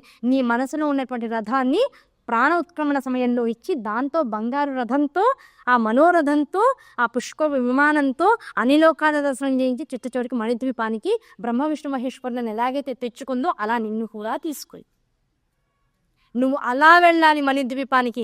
ఇక్కడ కేవలం భయంతోనో ప్రాణభీతితోనో ఇంకో విషయాలతోనో కృంగిపోయినటువంటి మనస్సుతోనూ చేజార్చుకున్నటువంటి విషయాన్ని పొందలేకపోయాను అని బాధపడుతూను, లేకపోతే ఎవడో నాకు ఏదో ఇవ్వాలి, అయ్యో వాడు నన్ను మోసం చేశాడనేటువంటి విషయాలతోనూ వీళ్ళతో శరీరాన్ని వదిలేకు. అది నీచమైనటువంటి మరణం. నువ్వు ఏది పోగొట్టుకున్నావో అదేది నీది కాదు. ఏది అమ్మ తీసేసుకుందో అదంతా అమ్మవారి దగ్గరికి వెళ్ళి సురక్షితంగా ఉంది. ఇవ్వదలుచుకుంటే అమ్మ ఈ జన్మగాతే ఇంకో జన్మలో ఇస్తుంది. నాదన్న వస్తువు ఎక్కడికి పోదు, అమ్మ దాచేస్తుంది. పిల్లవాడికి అనుకోకుండా ఇంటి పక్కన అనుకోకుండా ఒకే రోజు 3 పిల్లలు బర్త్డే అయింది. వాడేమో స్కూల్కి వెళ్ళాడు. ఆంటీ వాడు రాగానే ఇవ్వండి అని అందరూ కేకులు చాక్లెట్లు ఇచ్చేసి వెళ్ళాడు. అన్నీ ఒకే రోజు ఇస్తే వాడు నోరు పాడైపోదు. కనుక అమ్మ ఏం చేసింది, వచ్చారా ఇచ్చారా అని మాత్రం వేసింది. ఎక్కడ దాచిందో చెప్పదు. ఇంకో ముందైతే ఇవాళ తిను చాలు, ఇవాళ తిన్నాక మళ్ళీ నేను ఎప్పుడు పెడితే అప్పుడు తిను, ఇంకో నీకు ఎత్తుక్కుంటావేమో, నువ్వు ఎత్తుక్కునే స్థాయిలో నేను పెట్టలేదు, దాచేసాను అంట. ఇప్పుడు ట్రై చేస్తాడు. ఇది తినేసాక ఇంకో గంటకి ఒరే నువ్వేం చాక్లెట్ ఇచ్చావురా, మా అమ్మ దాచేసింది అంటాడు. డైరీ మిల్క్ ఇచ్చాను అంటాడు. అప్ప డైరీ మిల్క్ అంటే అమ్మ ఫ్రిడ్జ్లోనే పెట్టి ఉంటుంది అనుకో, ఫ్రిడ్జ్లో అంతా ఎత్తుతాడు. వాడి స్థాయికి దొరికేలా అమ్మ పెట్టదు, కానీ దాచింది ఏం చేస్తుంది, నీకు ఇవ్వడానికి ఉంచింది. నీ కళ్ళకు కనపడట్లేదు కనుక నాకు కోల్పోయానని బాధపడితే ఎలా? అమ్మ నా కోసం దాచింది. ఎప్పుడు నేను తినే యోగ్యత నాకు వస్తే అప్పుడు ఆ తల్లి నాకు ఇస్తుంది. తీసుకున్నదంతా దాచడం కోసమే, దాచిందంతా మళ్ళీ అనుగ్రహించడం కోసమే. అనుగ్రహ వర్షం కురిసేదాకా ఆగు. దొంగతనం చేసి తిందామనేటువంటి అరులు దాచావంటే జన్మ పరంపరానుగతంగా వెనకాల వీపు మీద దెబ్బ పడుతుంది. జన్మ పరంపరానుగతంగా ఇంకో 4 జన్మల్లో 4 దెబ్బలు తిన్నాక మాత్రమే మళ్ళీ యోగ్యత వచ్చిన తర్వాత నీకు ఆ చాక్లెట్ ఇస్తుంది. చాక్లెట్ మాత్రం ఫ్రిడ్జ్లోనే ఉంది. నీ నుంచి ఏది తీసుకున్నా అన్నీ ఫ్రిడ్జ్లోనే ఉన్నాయి. దాని మీద నీ పేరు రాసేస్తుంది. నీకు తెలియదు ఏంటంటే అమ్మిస్తుందనే నమ్మకం లేదంతే. ఇప్పుడే కావాలనేటువంటి కోరిక ఉంది. ప్రతిదీ ఇలా కోరుకోగానే నీ దగ్గరికి రావాలని ఉంది. ఆ కోరుకోగానే ప్రతిదీ వస్తే ఏమవుతుంది, బ్రహ్మరాక్షసుడు కల్పవృక్షం రాక్షసుడుగా మారినట్లుగా మారుతుంది. ఇంతకుముందు కథ చెప్పుకున్నాం. ప్రతిదీ మనం చెప్పుకున్న దాంతో ఇంక్లూడ్ చేసేసుకోండి. దాంతో కంక్లూజన్ పాయింట్ ఏంటనేది అర్థమవుతుంది. ఆ కంక్లూజన్తో మన గమ్యం ఏంటో అర్థమవుతుంది, మన లక్ష్యం ఏంటో మనకి అర్థమవుతూ ఉంటుంది. అనునిత్యం లక్ష్యం మనల్ని ప్రేరేపితం చేస్తూ ఉండాలి. ఆ ప్రేరేపణ ఎప్పుడైతే లోపల నుంచి వచ్చిందో ఆ ప్రేరేపణ అంతర్గతంగా ఉపాసన మారకుండా ఉంటుంది. ఆ ఉపాసన ఏంటి, తల్లి నాకు ఇచ్చేది ఇస్తుంది. తల్లి గురించినటువంటి ఉపాసన చేస్తే అన్నీ నాకు వచ్చేస్తాయి. అవునా కదా? అమ్మనే నువ్వు చాక్లెట్ అంటే చాక్లెట్ మీదకే దృష్టి వచ్చింది. దీనికి తమాషాగా ఒక కథ చెప్తా. టైం అయిపోతుంది, రోజులు గడిచిపోతున్నాయి, 5 రోజులు అయిపోయింది, అక్కడ సగం బుక్ బయట అయిపోయింది, ఇంకా 4 రోజులే ఉన్నాయి, వాట్ ఆర్ యూ టాకింగ్? అయినా సరే చెప్పాల్సిందే. ఇప్పుడు దానికి సరదాగా ఒక కథ చెప్తూ ఉంటారు. ఏం కదంటే ఒక గురువు గారు ఉన్నారట. ఆ గురువు గారు రోజు శిష్యులందరూ వాళ్ళ ఆశ్రమంలో ఉన్నటువంటి శిష్యులందరికీ చెప్పాట, నాయన ఒకసారి అడవిలోకి వెళ్ళండి, గబగబా రేపు పెద్ద హోమాన్ని తలపెట్టాను, ఆ హోమంలో కావాల్సిన చితుకుల్ని, మిగతా ఫలాన్ని, మన నైవేద్యం పెట్టాల్సిన విషయాల్ని, వీటన్నిటిని కూడా మీరు అందరూ గబగబా తలో మూలకి వెళ్ళి అన్నీ తీసుకుని వచ్చేసేసేయాలి గబగబా అన్నారు. సాయంకాలానికల్లా ఇంటికి వచ్చేసేసేయాలని అన్నారు. సరే గురువుగారు, ఇంకా గురువుగారు పని చెప్తారంటే ఒక్కొక్కరికి వీపీ మంచి పెద్ద తెచ్చుకోవాలి గురువుగారి దగ్గర. ఒక్కొక్కళ్ళకన్నా ఇంకొకళ్ళు ఎక్కువ క్వాంటిటీ తీసుకురావాలి. ఇవన్నీ కోరికలు ఉంటాయి. అందరూ బయలుదేరితే సరే అందరూ తీసుకురా. సాయంకాలం అయింది. ఎవరు ఏ మూలకి ఎటువైపు నుంచి వెళ్ళినా రావాల్సింది మాత్రం పాఠశాలకి, గురుకులానికి ఒకే ఒక మార్గంలోంచి రావాలి. తిరిగి వస్తూ ఉంటే ఉన్నట్లుండి వాన పడింది. ఒకసారిగా అప్పుడు ఉన్నటువంటి చిన్న పాప నదీ ప్రవాహంలో విస్తృతంగా పారిపోతాం. పిల్లలందరినీ యువతల వైపు వెళ్ళాలి అంటే వాళ్ళకి ఏం భయం వేస్తుంది అంటే, చేతుల్లోనేమో మూటలు ఉన్నాయి. మూటలు చేతుల్లో పెట్టుకుంటే అడుగు ఎంత జాగ్రత్తగా వేద్దామన్నా పడదు, ఈదాలి. ఈదితే ఈ మూటలని తడిసిపోతాయి. గురువుగారి దగ్గరికి హాయిగా ఎండినటువంటి పుల్లలన్నీ ఏరుకున్న పుల్లలు ఇప్పుడు తడిసిపోతే రేపు పొద్దునేగా హోమం అన్నారు. తడిసిపోయిన పుల్లలు తీసుకెళ్తే ఏం లాభం? గురువుగారు తిడతారు. అందుకని ఇవన్నీ తడవకుండా చెట్టు కింద కూర్చొని ప్రతి వాళ్ళు పాప బాణ తగ్గితే, కాస్త ఉధృతి తగ్గితే నెమ్మదిగా వెళ్దాన్ని గురువుగారి దగ్గరికి, బాబాయ్ తడిసిపోతే అని ప్రతి వాళ్ళు వాళ్ళ కౌపినాన్ని కూడా తీసి మరీ దానికి కప్పేసేసుకుని ఒక మూల కూర్చున్నారు. వాన తగ్గడం కోసం చూసిన లోపల ఒకడు ఉన్నాడు. గురువుగారు సాయంకాలం 6 వచ్చేయమన్నారు. 6 దాటిపోతుంది. 6 అయ్యేటప్పటికల్లా గురువు గారి దగ్గర ఉండాలి. ఇది ఒక్కటే ఆలోచన. లోపల గబగబా నామం చేసుకుంటూ అంత ఉధృతంలో ఉన్నటువంటి నదిని కూడా గబగబా దాటేసుకుంటూ వెళ్ళాలి. అందరూ ఉరే వెళ్ళకరా అంటే వెళ్ళిపోతాను అనుకుంటూ గురువు గారిని తలుచుకుంటూ వెళ్ళిపోయారు. గురువుగారు అన్నారు, మిగతా వాళ్ళందరూ తడిసిపోయావా, అన్ని తడిసిపోయినాయి అన్నారు. లేదు గురువుగారు, ఏం తరవలేదు, ఇంకా గబగబా పరిగెత్తుకుంటూ వచ్చేసానన్నారు. ఎలా పరిగెత్తుకుంటూ వచ్చావురా, మధ్యలో నీళ్లు ఉన్నాయి కదా అన్నారు. ఏముంది గురువుగారు, మీ నామం చదువుకుంటూ వచ్చేసాను అన్నారు. అబ్బా, గురునామం పట్టుకుంటే నదిని దాటేశాడు నా శిష్యుడు అనుకున్నాడు. అంటే మీ నామం చదివేసుకున్నాను గురుగారు, భయం వేసింది గురుగారు, అయినా సరే మీ నామం గట్టిగా అనుకుంటూ వచ్చేసేసాను గురువుగారు అన్నారు. ఓకేనా, వీడికి ఆనందం కలిగింది. ఆహా, ఇలాంటి శిష్యుని సాధించాను నేను, ఎంత గొప్పవా, అంత ఆనందం అసలు ఈ విషయం అనుకున్నాడు. రెండో రోజు తెల్లారింది, ఇంకా ఉధృతి దగ్గర పిల్లలందరూ అవతల వైపు ఉన్నారు. ఎలాగో వచ్చినవాడు నా నామం అనుకున్నాడు కదా, నా నామంతోనే కదా యువతలకు వచ్చేసాడు అని వాడు కూడా వెళ్ళి అహం మహం మహం అనుకుంటూ నది దాడడానికి ఆలోచించాడు. 2 నిమిషాల్లో డ్రోన్ అయిపోయాడు. రేపు పొద్దున వాడికి సమాధి కట్టి మొత్తం గోరి కట్టేసేసారు. అంటే ఏ గురునామం అయితే శిష్యుని తరింపజేసిందో ఆ నామం అహం అనుకుంటే ఆ అహం అనేటువంటి అహంకారం నన్ను ముంచేసేసింది. కనుక ప్రతివాడు ఎలా ఉంటాడు, 10 మంది పొగడగానే అబ్బా నా అంతటి వాడు లేడనుకుంటారు. నా అంతటి వాడు నేను గనక అనేటువంటి భావం వచ్చిందా, అది చాలు నేను ముంచేయడానికి. కనుక జీవితంలో ఎప్పుడు మాయ నీలోకి వస్తుందో నీకు తెలియదు, అవునా కదా. ఆ మాయ అనుక్షణం ఎటువైపు ప్లేస్ దొరుకుతుందా నీలోకి ప్రవేశిద్దామా అని అనునిక్షం చూస్తూ ఉంటుంది. అనునిత్యం వచ్చేటువంటి మాయని నివారించడం నీ పరిస్థితి కాదు, నీ తరం కాదు. కానీ మాయని లోపలికి తీసుకొస్తే నువ్వు ఎటన్నా వెళ్ళొచ్చు. ఎటు వెళ్ళినా అమ్మవారి వైపు, కానీ 4 దిక్కులా అన్ని వైపులా అమ్మవారిని పెట్టుకో. అప్పుడు నీ మనసు అటు ఇటు వెళ్ళడానికి ఎటువైపు వెళ్ళినా వెళ్ళేది మాత్రం గమ్యస్థానం అమ్మవారి అవుతుంది. నీకు ఒక్కో వైపు ఒక్కో టార్గెట్ పెట్టుకుంటే ఏమవుతుంది, అయ్యో ఇటు వెళ్తే నేను వేరే వైపుకి వెళ్తా, ఇటు వెళ్తేనే అమ్మవారి దగ్గరికి వెళ్తా అనుకుంటావు. కానీ అన్ని వైపులు అన్ని దిక్కులు అమ్మవారిని పెట్టుకో. ఇప్పుడు దానికోసమేగా మనోరమ రక్షా కవచాన్ని కడుతుంది పిల్లవాడికి. ఎటువైపు వెళ్ళినమ్మ నువ్వు, పైనుంచి ఏమైనా కష్టం వస్తుందేమో, ఆకాశంగా నువ్వు మారిపో. పిల్లవాడు తూర్పు వైపుకి వెళ్తున్నాడు, తూర్పు వైపు స్వరూపంగా తూర్పు దిక్కుగా నువ్వు మారిపో. నా పిల్లవాడికి వచ్చేటువంటి ఇబ్బందిని అందరినీ కూడా ముందే నువ్వు తీసేసి, ఉత్తరంగా నువ్వు ఉండు, దక్షిణంగా నువ్వు ఉండు, పడమరగా నువ్వు ఉండు, నా పిల్లవాడిని రక్షించు. భూమిలోంచి వస్తుందేమో కష్టం, అమ్మ భూమి కూడా నువ్వైపో. నా పిల్లవాడిని అన్ని వైపుల నుంచి, దిక్కుల నుంచి నువ్వు వాడిని రక్షించేటువంటి ప్రయత్నం చేయి.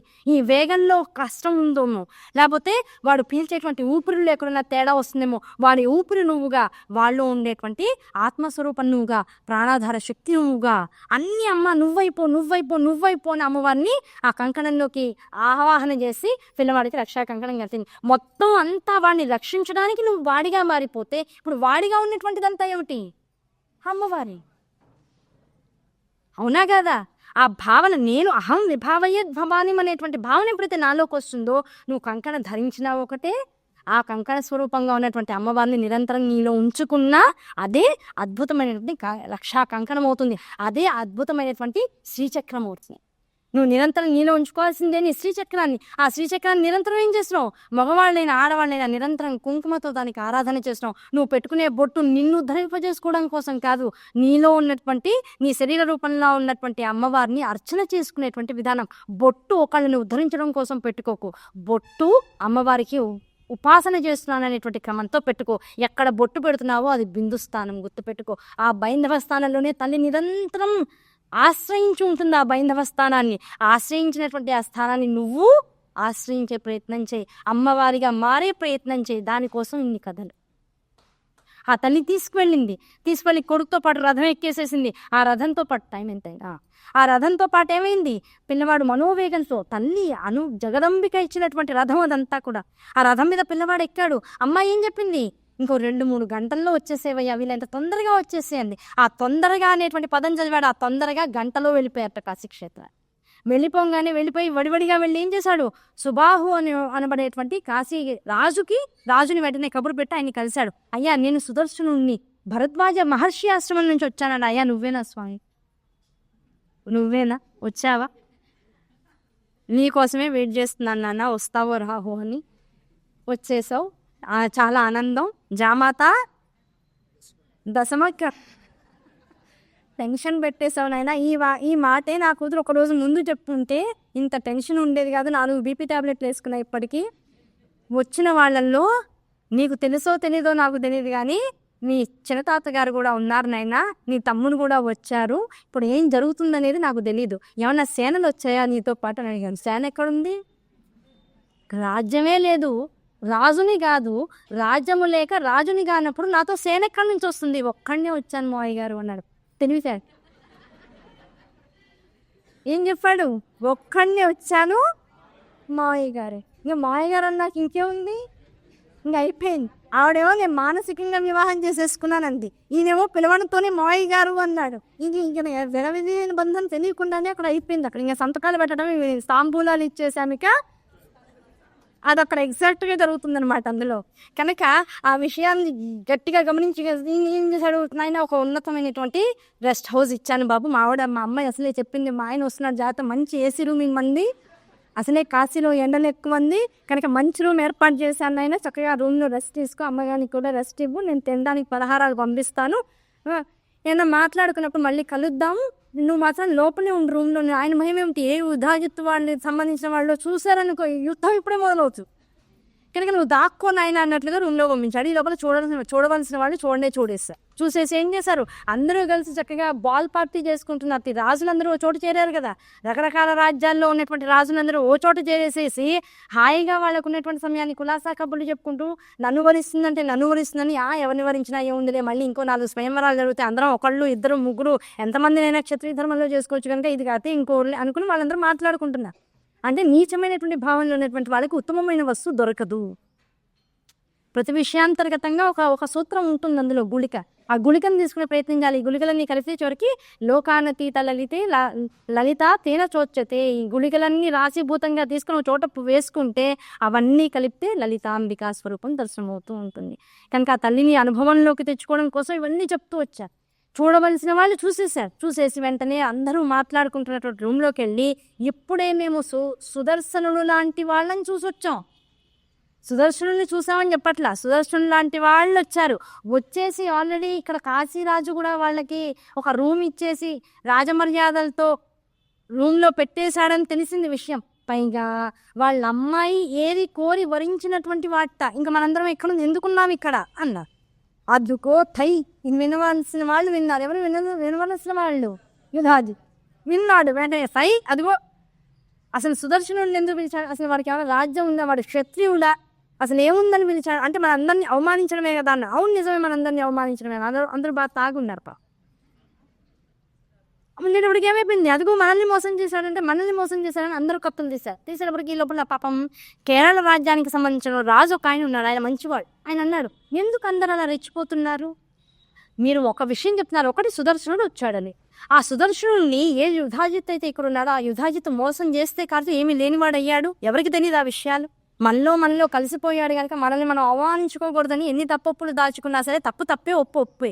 ఆ పిల్లవాడిలాగే ఏమీ లేనటువంటి వాడు అయ్యాడంటే ఈ యుధాజిత్తు వల్లనే అలా అయిపోయాడు. అన్ని వాడికి ఇవ్వాల్సిన భాగాన్ని కూడా ఇవ్వకుండా పిల్లవాడిని చంపేశాడు అనుకుంటే ఆ పిల్లవాడు బతుకున్నాడు. అంతవరకు ఆనందం అందరికీ కూడా. కనుక ఆ పిల్లవాడు వచ్చాడు, ఆ పిల్ల అయినా దండ వేయాలిగా. యుధాజిత్తు చెప్పాడు, నీవు ఊరికే వచ్చాడు చంపేద్దాం లేకపోతే కాశీరాజుని చంపేద్దాం, ఎక్కడికి చంపడంలో ఉండిపోకు క్షత్రియుడిలాగా. ఆ పిల్ల స్వయంవరం, ఆ పిల్ల దండ తీసుకురావాలి, వెయ్యాలి. నీ మనవడు ఏమైనా తక్కువ అందం ఉన్నవాడా శత్రుజిత్తు, బోల్డ్ అందగాడు, బోల్డు యవ్వనంలో ఉన్నటువంటి వాడు, బోల్డు ఆస్తిపరుడు, సుదర్శనుడు కన్నా కూడా రాజ్యము బలగము అమితంగా ఉన్నటువంటి వాడు, పైగా వెనకాల అండదండ నీరుంది, ఒక 10 రాజ్యాల సేన ఒక చోట ఉంటే ఎంత బలమో అంత మీ ఇద్దరు కలిసే తాత మనవడు. కనుక మీకున్నటువంటి క్వాలిఫికేషన్స్కి 99% అమ్మాయి మిమ్మల్ని సెలెక్ట్ చేసుకుంటుంది. కానీ మీరు ఎందుకు అంత వర్రీ అయిపోతారు, ఉన్న పడంగా ఎందుకు అలా కత్తులు చూస్తారు అని పాపం ఎవరిని వాళ్ళు నాపాడు. యుధాజిత్తు కూడా తప్పు బయటికి వచ్చేటప్పుడు నోరు మూసుకుని కాసేపు వెనకాల ఆగారు. సరే ఈ లోపల అన్నారు, కాశీరాజు పిలిచాడా, సుదర్శనుడు వచ్చాడా, ఈ విషయాలు కాదు. అసలు సుదర్శనుడు వచ్చాడు అన్నప్పుడు పిలిచి ఒకసారి మాట్లాడదాం అందరం. అసలు ఆ పిల్లవాడు ఎందుకు వచ్చాడో కనుక్కుందాం. ఊరికే మనమే మెడలు కట్టేసేసుకుని ఆ మెడలకి దుమ్ము దులిపేసుకుంటే అనవసరం ఎందుకు వచ్చిన టైం కాలయాపన చేయడం, కనుక పిలిచేద్దామన్నారు. సరే అయితే పిలుద్దామన్నారు. ఒకడు వెళ్ళాడు, సుదర్శనుడు పిలుచుకొచ్చాడు. టీవీగా వచ్చాట సుదర్శనుడు, ప్రశాంతంగా వచ్చాట. బాబు ఇంతమందిలోకి పిలుస్తున్నారు, ఇప్పుడు నన్ను ఏం చేస్తారో అని భయం లేదు. కారణం ఏమిటి, అంబిక ఇచ్చినటువంటి ఒక అద్భుతమైనటువంటి సారం మనసులో పెట్టుకున్నాడు. మరణాన్ని దగ్గరికి వస్తే ఎవరూ ఆపలేరు, ఒకళ్ళ వల్ల నీకు మరణం రాదు, తనంతట తానుగా నిన్ను వరిస్తుంది. మరణం వరించిన రోజు నీ అంతట నువ్వు వెళ్ళి దానికి లొంగిపో, అంతే తప్ప మరణం కోసం నిత్యం మరణించకు అని చెప్పింది తల్లి. నీ దాకా కష్టం వస్తే ధైర్యంగా ఎందుకు ఎంచుకో, అంతవరకే. అంతే తప్ప కష్టం వచ్చినప్పుడు వస్తుందేమో ఆ భయంతో 10 సార్లు నువ్వు మరణిస్తున్నావు ఇక్కడ. అలాంటి మరణం క్షత్రియ మరణం కాదు. ప్రతి వాళ్ళలోనూ ఒక క్షత్రియ గుణం ఉంటుంది, దేనికి భయపడకూడదు. ఒక శక్తిని, ఒక పరాస్పర స్వరూపాన్ని మనం నమ్ముతున్నాము అంటే ఒక ఆధారం సర్వానికి ఉంది అని నువ్వు నమ్మినట్లయితే ఆధారాన్ని నువ్వు పట్టుకుంటుందని నమ్ముకో. అది పట్టుకోని రోజున అయితే ఈ ఆధారం ఇంతవరకే, నాకు రుణం తీరిపోయిందనుకో. 2 విషయాలు, అంతకు మించి భయానికి తావెందుకు ఇస్తావు? నీ జీవితంలో భయాన్ని ప్రేరేపించుకుని ఉన్నటువంటి సుఖాన్ని కూడా దుఃఖంగా ఎందుకు మార్చుకుంటున్నావు? స్ట్రైట్ ఫార్వర్డ్ ప్రశ్న. కష్టం ఒకటే ఉంటుంది, దానికి అటాచ్మెంట్స్ నువ్వు పెంచేసుకుంటున్నావు. ఒకటే కష్టం. అయితే డబ్బు ఉంది, లేకపోతే డబ్బు లేదు, మోసపోయాను. మోసపోతే డబ్బు సంపాదించుకునే శరీరం ఉందిగా, కాలం ఉందిగా. ఆ డబ్బు మనకి యోగ్యత లేకపోతే ఇంకేదో యోగ్యత ఉందిగా, ఆ యోగ్యత తల్లి ఇస్తుందిగా. ఆ ఏమీ లేకుండా పిల్లవాడిని బికారిగా లోపల వదిలేదుగా. ఆ వదిలేనటువంటి తల్లి నాకుంది. నువ్వు నమ్ము తల్లిని ముందు.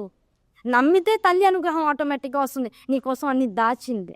ఆ దాచిన తల్లి ఇచ్చేదాకా వెయిట్ చేయి. ఇచ్చే లోపలే నువ్వు బిచ్చగాడిలాగా చెయ్యి అద్దిని చూస్తూ వెయిట్ చేస్తే తల్లి అనుకుంటుంది, వీడికి నా మీద నమ్మకం లేదు, ఇంత దాచిపెట్టినా కూడా ఇంకా ఇలా చేస్తున్నాడు. ఇప్పుడు ఇంట్లో దొంగతనం చేసే పిల్లవాడు ఉంటాడు.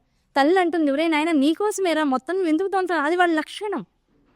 రూపాయి కనబడినా తీసుకుంటాడు, 10 రూపాయలు కనబడినా తీసుకుంటాడు. ఉన్నదంతా నీదే అయినప్పుడు నువ్వు ఎందుకు దొంగతనం చేసావు? ఇప్పుడు అందరం ఎవరు ఏది లేదో దానికోసం ఎర్రులు చాచుతూ వాళ్ళ ఆ దేవుడి దగ్గర ఈ దేవుడి దగ్గర కనపడిన చోట ఏడుస్తూ నాకది లేదు నాకిది లేదు అనుకుంటూ ఇంత శరీరాన్ని ఉంచుకుని కూడా అరులు చాస్తున్నావు అంటే మనందరం దొంగలమే. తల్లి ఏమంటుంది, నువ్వుకెందుకు రా ఈ కర్మ, నీకోసం వెనకాల ఖజానా ఉందిరా అంటుంది. నేను ఇచ్చేదాకా ఆగరా అంటుంది. ఆ సమయాన్ని నాకు లేదంటున్నావు. నొచ్చువే నీకు నేను ఇచ్చేంత వరకు రాదు అనుకున్నప్పుడు నువ్వు అనుభవించేది నీకు అనుభవించే యోగ్యత వచ్చేదాకా నువ్వు బతికే ఉంటావు. ఆ నమ్మకం నీకుంటే నీ జీవితంలో సుఖం తప్పకుండా వస్తుంది. Logically think. ఆ లాజిక్ థింకింగ్ రావాలి. దానికోసం నువ్వు ప్రయత్నం చేయి. దానికోసం ప్రయత్నం చేస్తే ఎప్పటికప్పుడు సుఖం నీ వైపుకి వస్తుంది. ఈ శరీరం శాశ్వతం కాదు, ఇది పడిపోతుంది. దీనికోసం దీని సుఖం కోసం నువ్వు కాలవ్యాపన చేయకు.